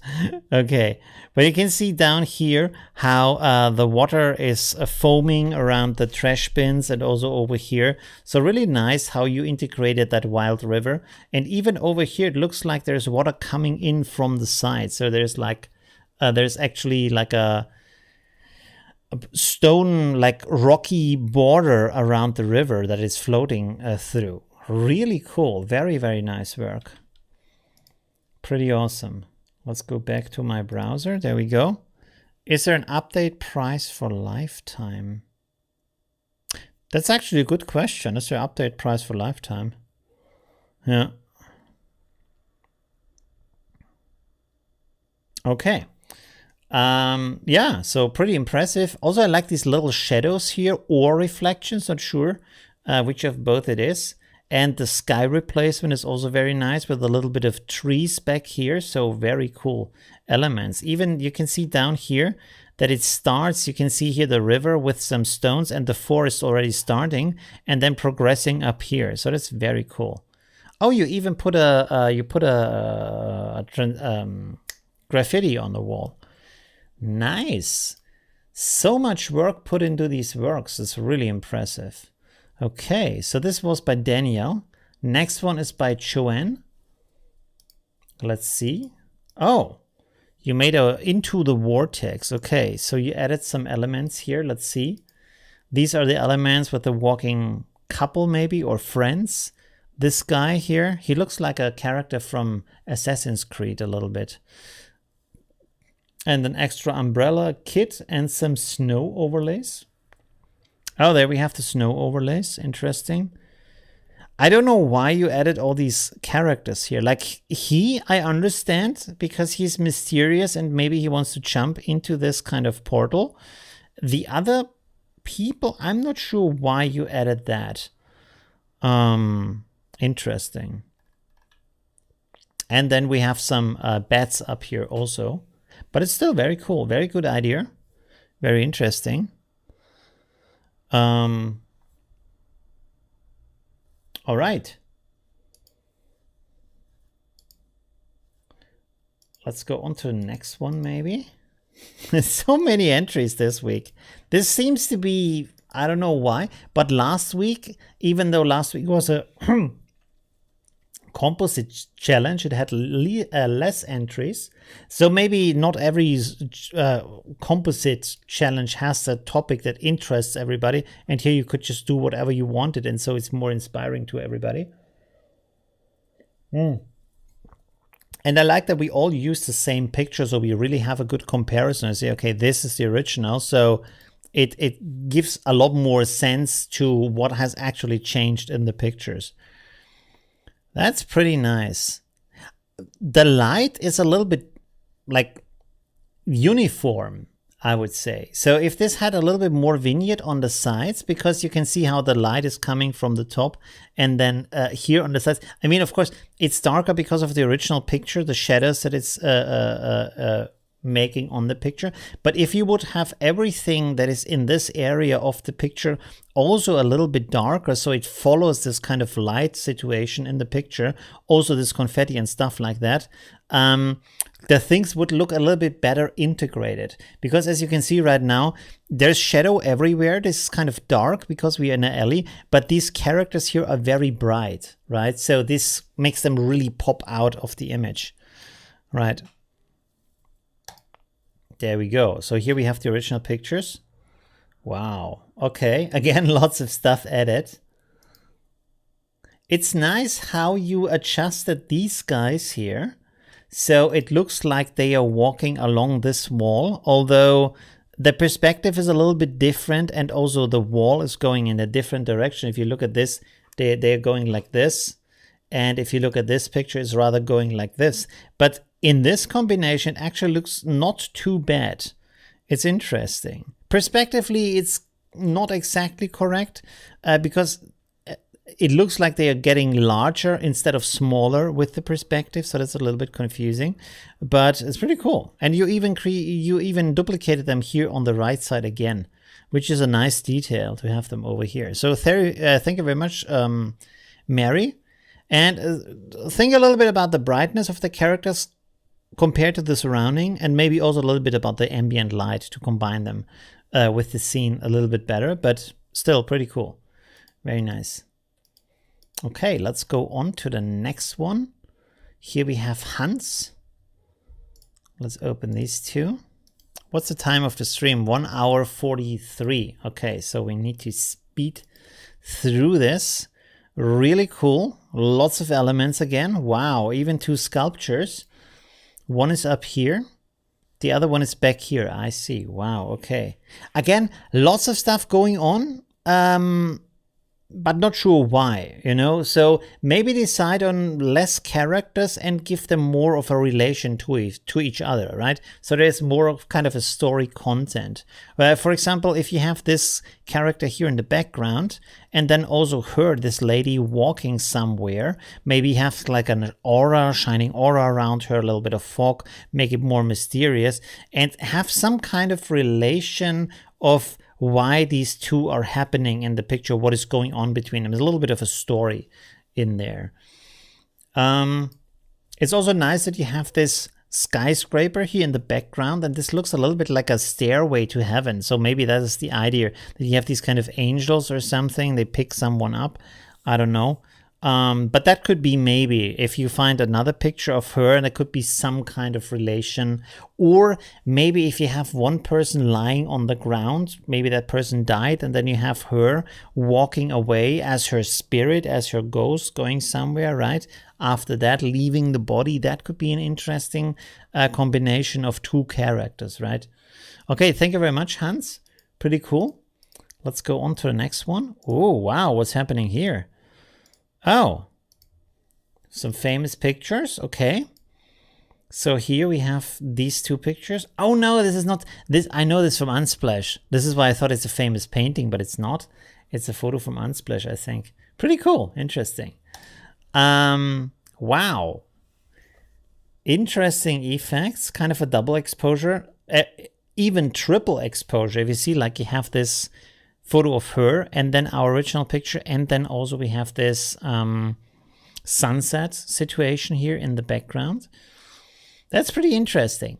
A little bit confusing. I'm not sure exactly what this is supposed to do as an expression of the picture, as a story in the picture, but the effect itself is pretty interesting. I like the combination of these elements. I like how the eyes sit on this, how would you say, not roof, but aluminium wall cover of this bridge in the building.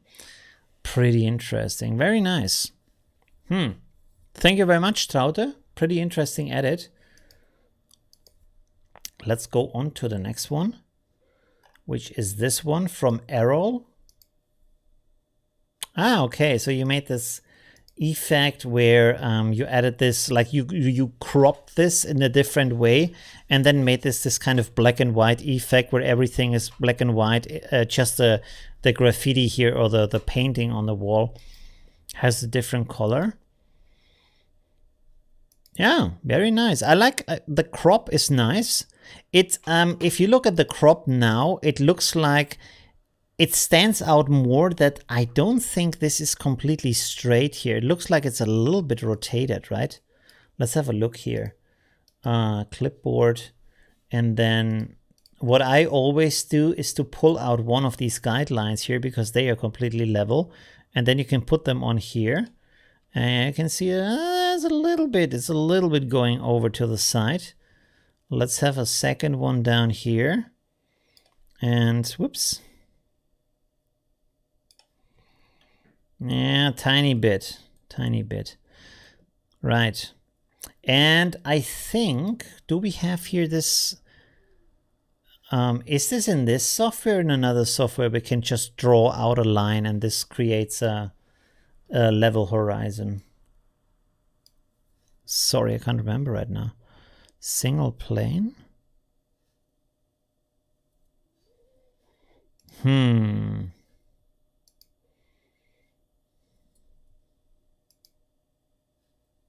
No.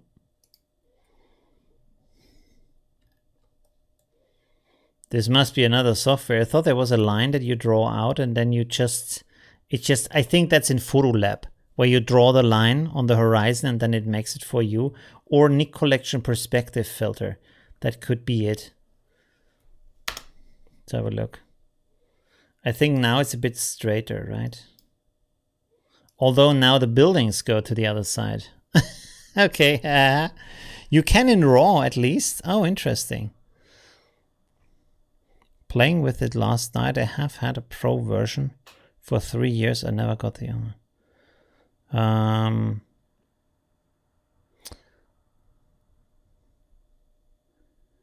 Okay. What are we talking about? Thanks for having me to do this. Yeah. Yeah. You see the ruler. I see the ruler? Where?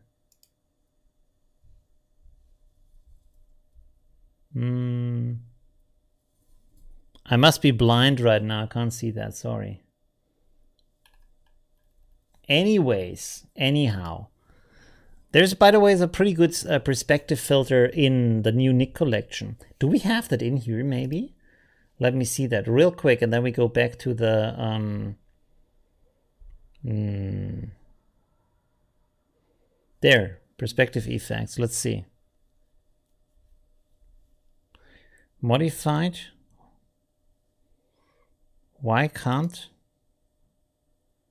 Cannot be used on a plugin for the host application. The plugin will change the dimensions of your image, which cannot be done. Let's click on try. What is happening right now?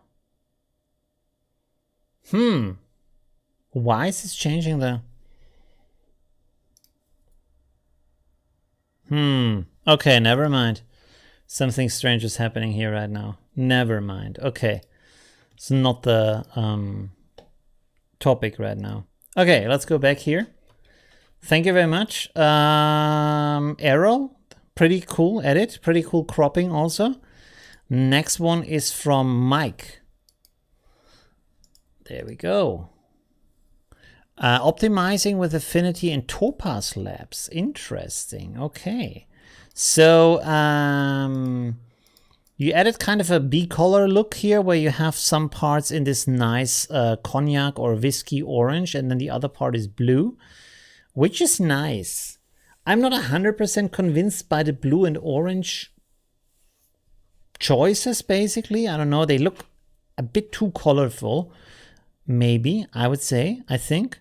But still pretty cool. Very nice.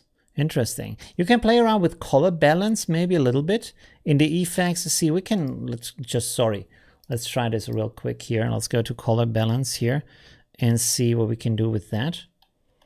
Zoom in here a little bit. Let's see.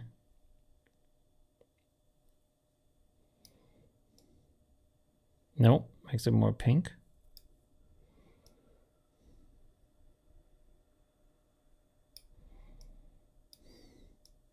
You can also go with selective color. Maybe that makes more sense here.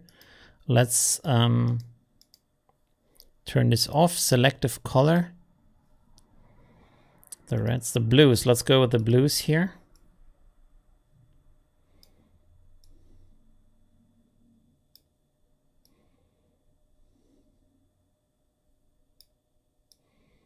You can see you can just right now we are just adjusting the blues in the picture.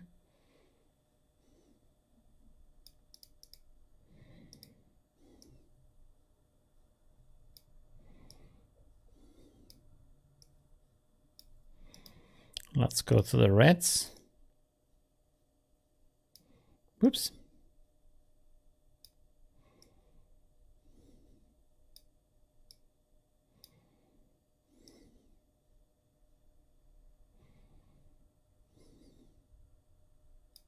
So let's have a look at this. Let's go here.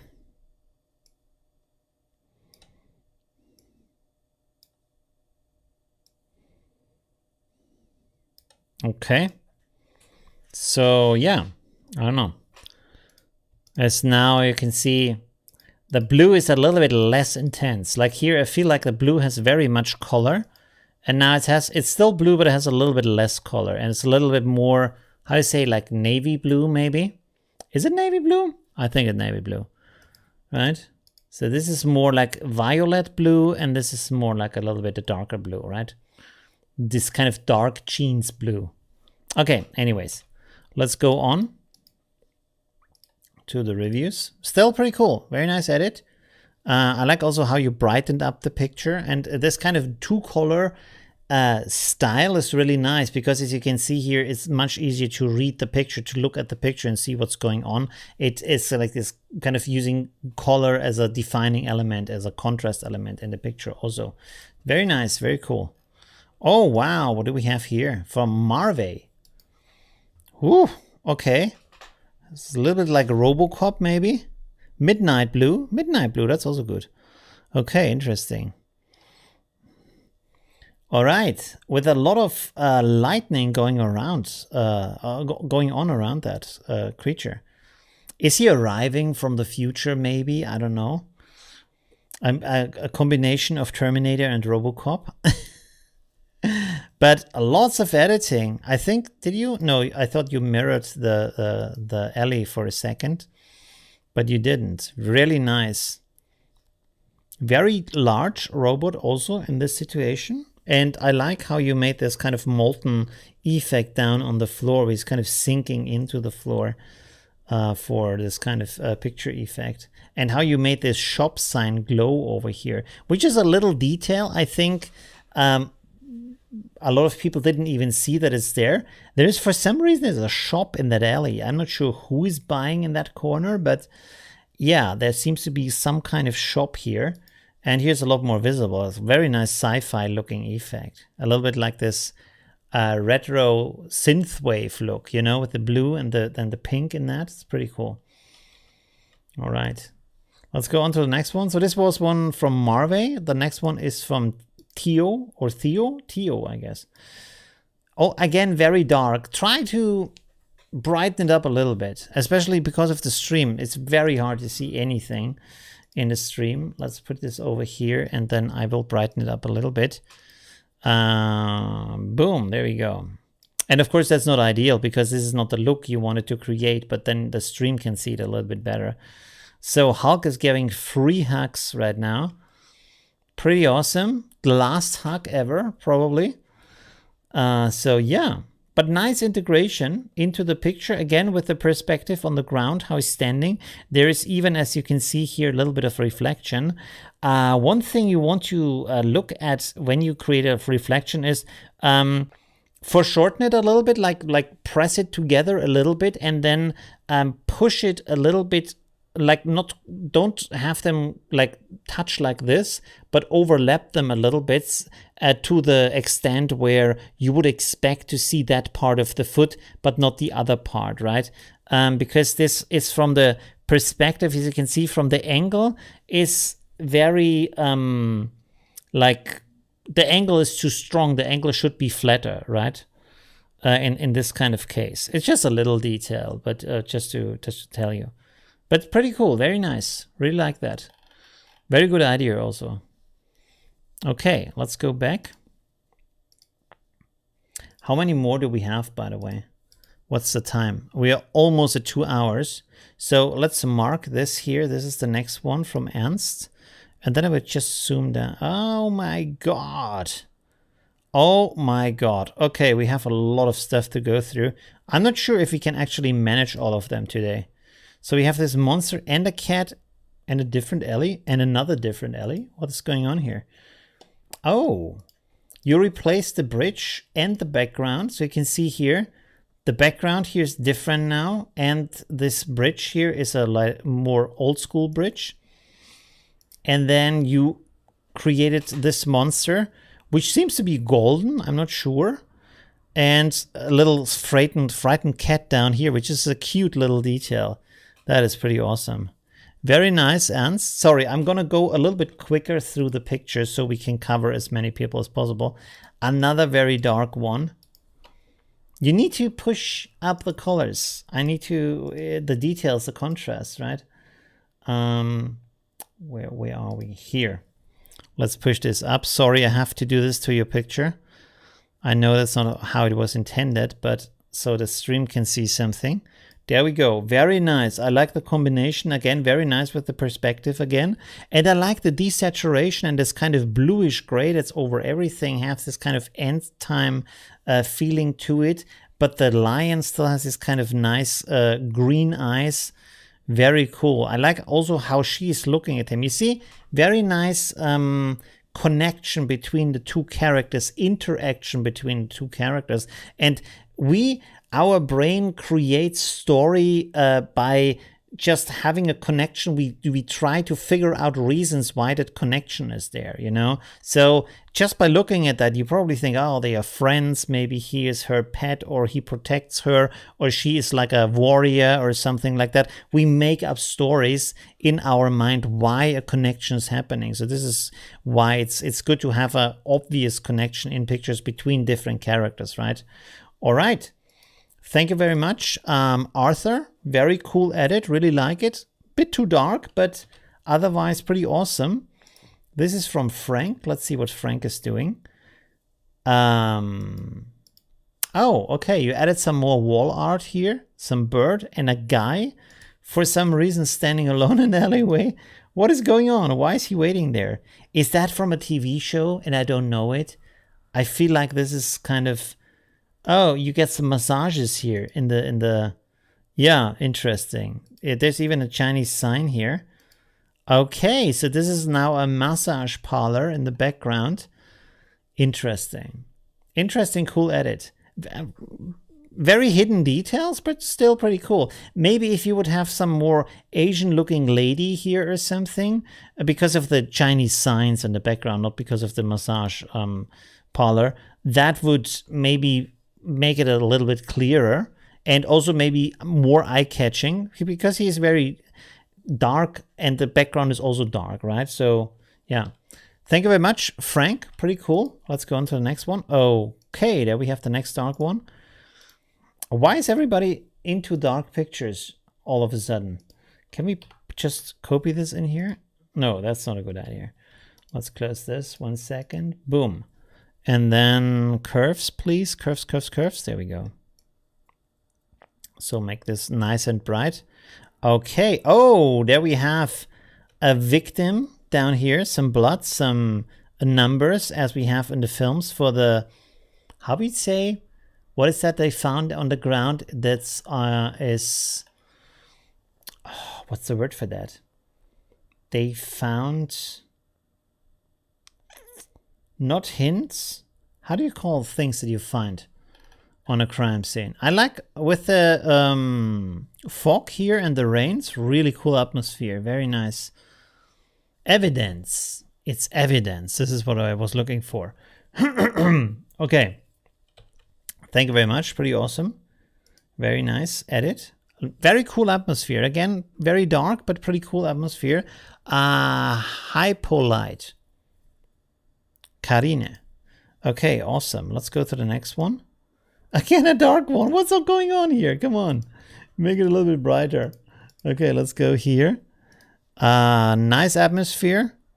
Again, the blue is a little bit too blue for my taste. But it's nice with the white wolf in the alley. That's pretty cool. There is like, you have this light effect here, which is more like a glowing fog rather than like a light beam, and it's going up here to the side instead of onto the wolf or so, you know. So there's like, you have this atmosphere, but it's kind of unclear why this is coming from here down to here, and then you have this main character not connected to the light, right? By the way, I like how you turned this into a winter scene, so that's pretty cool. You can see there's some snow down here, some snow over here. Pretty impressive. Very nice edit with the snow elements. That is very cool. Let's look at the... Oh! I'm an idiot. I'm an idiot. I have not realized until now that this is actually a winter photo. Okay. I've never seen the snow down here. I have to be blind. So this is the first time. I was about to say, you really did a great job on the perspective for the snow, but the snow was actually already there. Okay, never mind. Never mind. Thank you very much, Dominica. Pretty cool. Very nice edit. Let's go to the next one. Wow, from Niels. Wow, interesting. Okay, this reminds me of this kind of end time alley that I've done in one of my live streams. So that's pretty cool.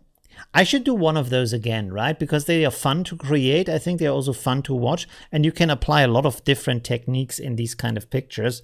So we should do one of those in one of the next live streams. Maybe even in the next live stream. That would fit really well also to Filter Forge, right? Very nice. Cool elements here with all the foliage here. You added a new building in the background and also down here. Pretty cool. And there's like a kind of a lost child in here. Again, maybe have the child in a maybe, for example, standing here where there's a little bit more brightness to have the child stand out a little bit more, and maybe have some kind of connection, something that the child is holding, maybe a light or something else, or an umbrella or some reason why the child is in that, maybe an apple in the hand, something that connects it to the rest that is going on in the picture, right? Really cool edit, really like that. Try to blend the brightness and the colors of the foliage a little bit better to the background. Like in most of the picture, it's really good, but these elements here, they are surprisingly bright for the corner. And this up here is it kind of, it looks like it floats maybe 1, 2, or 3 meters in front of the wall instead of sitting on the wall. You can maybe fix that by adding a little bit of shadow, so it looks like it's actually attached to the wall. Something happened. Oh, Cheryl joined my channel. Thank you very much for supporting my channel. Really awesome. I'm not sure if you're here right now in the stream. Okay, let's go on. What's the time? 2 hours. Okay, we will stay in a good time limit. Wow. Okay, this is from Joanna. Wow. Okay, pretty cool. Added a tree and some, how can I say, a pathway here with some. Where are the words today? I can't find the words. What is it called? What is falling from the trees is leaves, but when they're on the ground, they're called. I can't remember. Anyways, pretty cool. The lighting and the color of the lighting is a little bit strange. Maybe I do understand that you have this kind of artificial, like there's a dream scene happening in that where the lighting and the day and the, how can I say, the season is completely different than the rest of the picture, so that makes sense. But here on the side they should maybe blend a little bit more into the reality, so you can see that they're actually there but then still are in a different season, a different kind of world, you know, right? But the idea, and is really, I really like that. It's really cool. Very nice. By the way, also something that stands out to me is that if you look at the tree here and the shadows, how bright the shadows are compared to the rest of the image, the contrast is different. So if you adjust the contrast a little bit on the tree and on the ground, it probably blends a lot better with the rest of the image because, yeah, just of the contrast adjustments. All right, let's go. This is by Bart. Oh, wow. Okay. What is going on? All right, we have kind of a baby hanging from its own, what is it called? I don't know, cord, something. There's a woman sitting here. There's a woman standing here. I like how you integrated the floor. There's a, I don't know, drunken woman lying here on the ground. There's a lot of stuff going on again.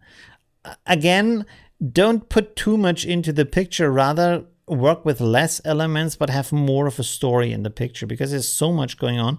I have no idea what these elements mean in combination with each other, right? But the floor is pretty cool how you integrated that even under the snow. Oh God, I'm sorry. I'm sorry. All right, let's go on. This was Bart.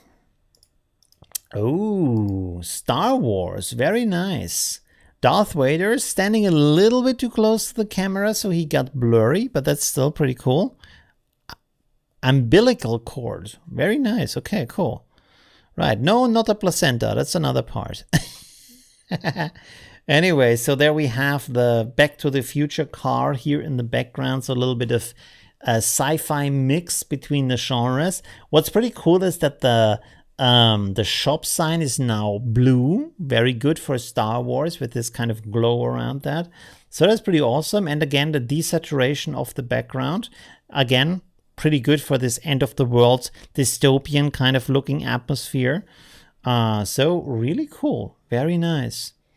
It's interesting that the camera is not focusing on Darth Vader, but rather on the car in the background. But that's legit, that's pretty good. You can do that, no problem.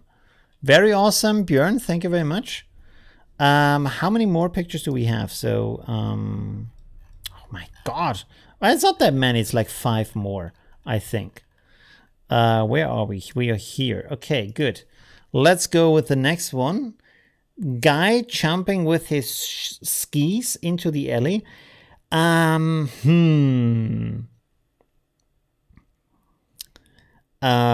Maybe if you would put him a little bit higher, so he's in front of the brighter areas of the pictures, of the picture, and then again contrast adjustment, because you can see here, let's zoom in here a little bit. You can see that the contrast here is different, you know, like the bright areas are not as bright as in the background and the dark areas are not as dark as in the background. So he doesn't look like he's actually there. So adjust the contrast a little bit. The light seems to be okay from the ambient light. I would just have maybe put him a little bit higher, and maybe, for example, if you would have if we would come out of this part up here, and then you put some snow dust around him, especially behind him, so the background gets even brighter, and he has dark clothing on and such, you can see him a lot better, right? So that might be a good idea to try it like that. Okay, thank you very much, Carl. Pretty cool. Let's go on to the next one, which is this one from Antonio, where, we have kind of a mystery picture here, where we have this kind of gate to another dimension. I guess there's even a guy inside and like touching the other side of the gate, and some mystery steps and drops coming out of here. So someone recently left the dimension, as it seems, and here we have some holograms, I guess. I'm not sure. It looks pretty cool. Stylish from the styles. It's a little bit mixed between different kinds of styles of how things look. Like you can see this down here is more this kind of vintage classic Scooby-Doo kind of look down here, and up here we have more of this kind of Blade Runner look. So there's a little bit of a style mix in between these things, but it's still okay. That's pretty cool. Very nice edit. All right, let's go on to the next one. By the way, this was Antonio. I already said that. What is going on here? So this is from Jens. Oh, hey, this is like Mad Max. Really interesting. So you have a window here, and you have these kind of sand dunes that have like moved into the city. You can see a little bit of these buildings here still on the sides, and there's a rusty car in the middle. That is pretty awesome. Very nice. Even the shadow of the house around that is pretty cool. You can see here the shadow is getting a little bit longer up here. Really interesting. Again, a little bit with the contrast, especially here on the left side with the house, has a lot less contrast than all the other parts on the right side. So that would be a good thing to fix. Also, this side, you probably want to do this side a little bit darker, because if the shadow is coming from that side, this side can't be in the sun, right? It has to be in the shadow. So either make this side darker, or put the shadow here on the other side, because you can see that this side looks a lot more like as if it is in shadow. Other than that, pretty awesome. Very nice edit. Okay, let's go on to the next one. So we only think we have only 2 left. Again, some clowns. Me thinking about it. I'm not sure what is going on here. There's like a lot of like oh my god. Okay, that is dark humor. So we have this police guy here wanting to keep basically the press out. And then we have this famous guy here who sprayed the students in the protest, but he's spraying this little child. This has a little bit of a Banksy kind of feel to it, where this is actually, he's spraying this little kid here, putting a graffiti on the trash bin. Pretty nice. And the kid has these kind of colorful balloons, and the parrot is maybe a little bit too much in the image, and the helicopter and such, that's a little bit overkill maybe. I think the picture would have been better if you kept all this kind of atmosphere, maybe desaturated. I mean, it's desaturated, but this guy is not. Desaturate that also, maybe make him a little bit brighter than if it's desaturated. So you look at him, and then have the kid and this stuff only that colorful, but not the bird. Like remove the bird. So you have a very clear relation between these 2 characters here, and everything is very bleak, and then the child and the graffiti and the balloons are the bright spot and the colorful spot in the image, right? Which is the idea of the picture. And if you zoom out, it actually also looks like that. But these elements here on the side and these elements up here are too much, and then they distract a little bit from the actual thing that's going on. And also in the face of the guy, you can see this part, it has just too much color. It doesn't look that bleak compared to the rest of the picture, right? Okay, let's go on to the next one here. Thank you very much, Wolfgang. Pretty cool. And there we have, I think... Oh man, there's still more. Okay, wow. Oh, there we have another one with a portal. Sorry, Is anybody still watching? A lot of people left already. Okay, so this is going on for a little bit too long right now. Okay, this is from Mikhail. Thank you very much for that. With the portal into another world with some trees back here. So this is nice. Leaving the bleak world. I like how you created the... why is this so small here? Oh, okay, because I zoomed out. Sorry for that. Because I like the reflection you created down here. Again, very nice work with the perspective and this path to this other world here. That's very nice. There's a little bit like if this would have a reflection, the reflection went a little bit closer to the lady, there would be a little bit more connection maybe. But still, like she's standing close to that, so that's pretty nice. Maybe from the way she's standing, if you put her over here on that side, because she's looking like straight away, of course, but over here I feel like a perspective from she looking into that from over here, or maybe from back here, so there's a little bit more distance between the two, would also be nice, because they are very close to each other visually, not in the space but visually. All right, what's the saying? An affiliate photo tutorial on correct color balancing, especially when doing composite with 3 to 4 images. Yeah, I want to do something about that soon, right? I even think like I might do a crash course, sorry, about combining pictures together and color balancing them. Wow, again, lots of stuff going on from Christian.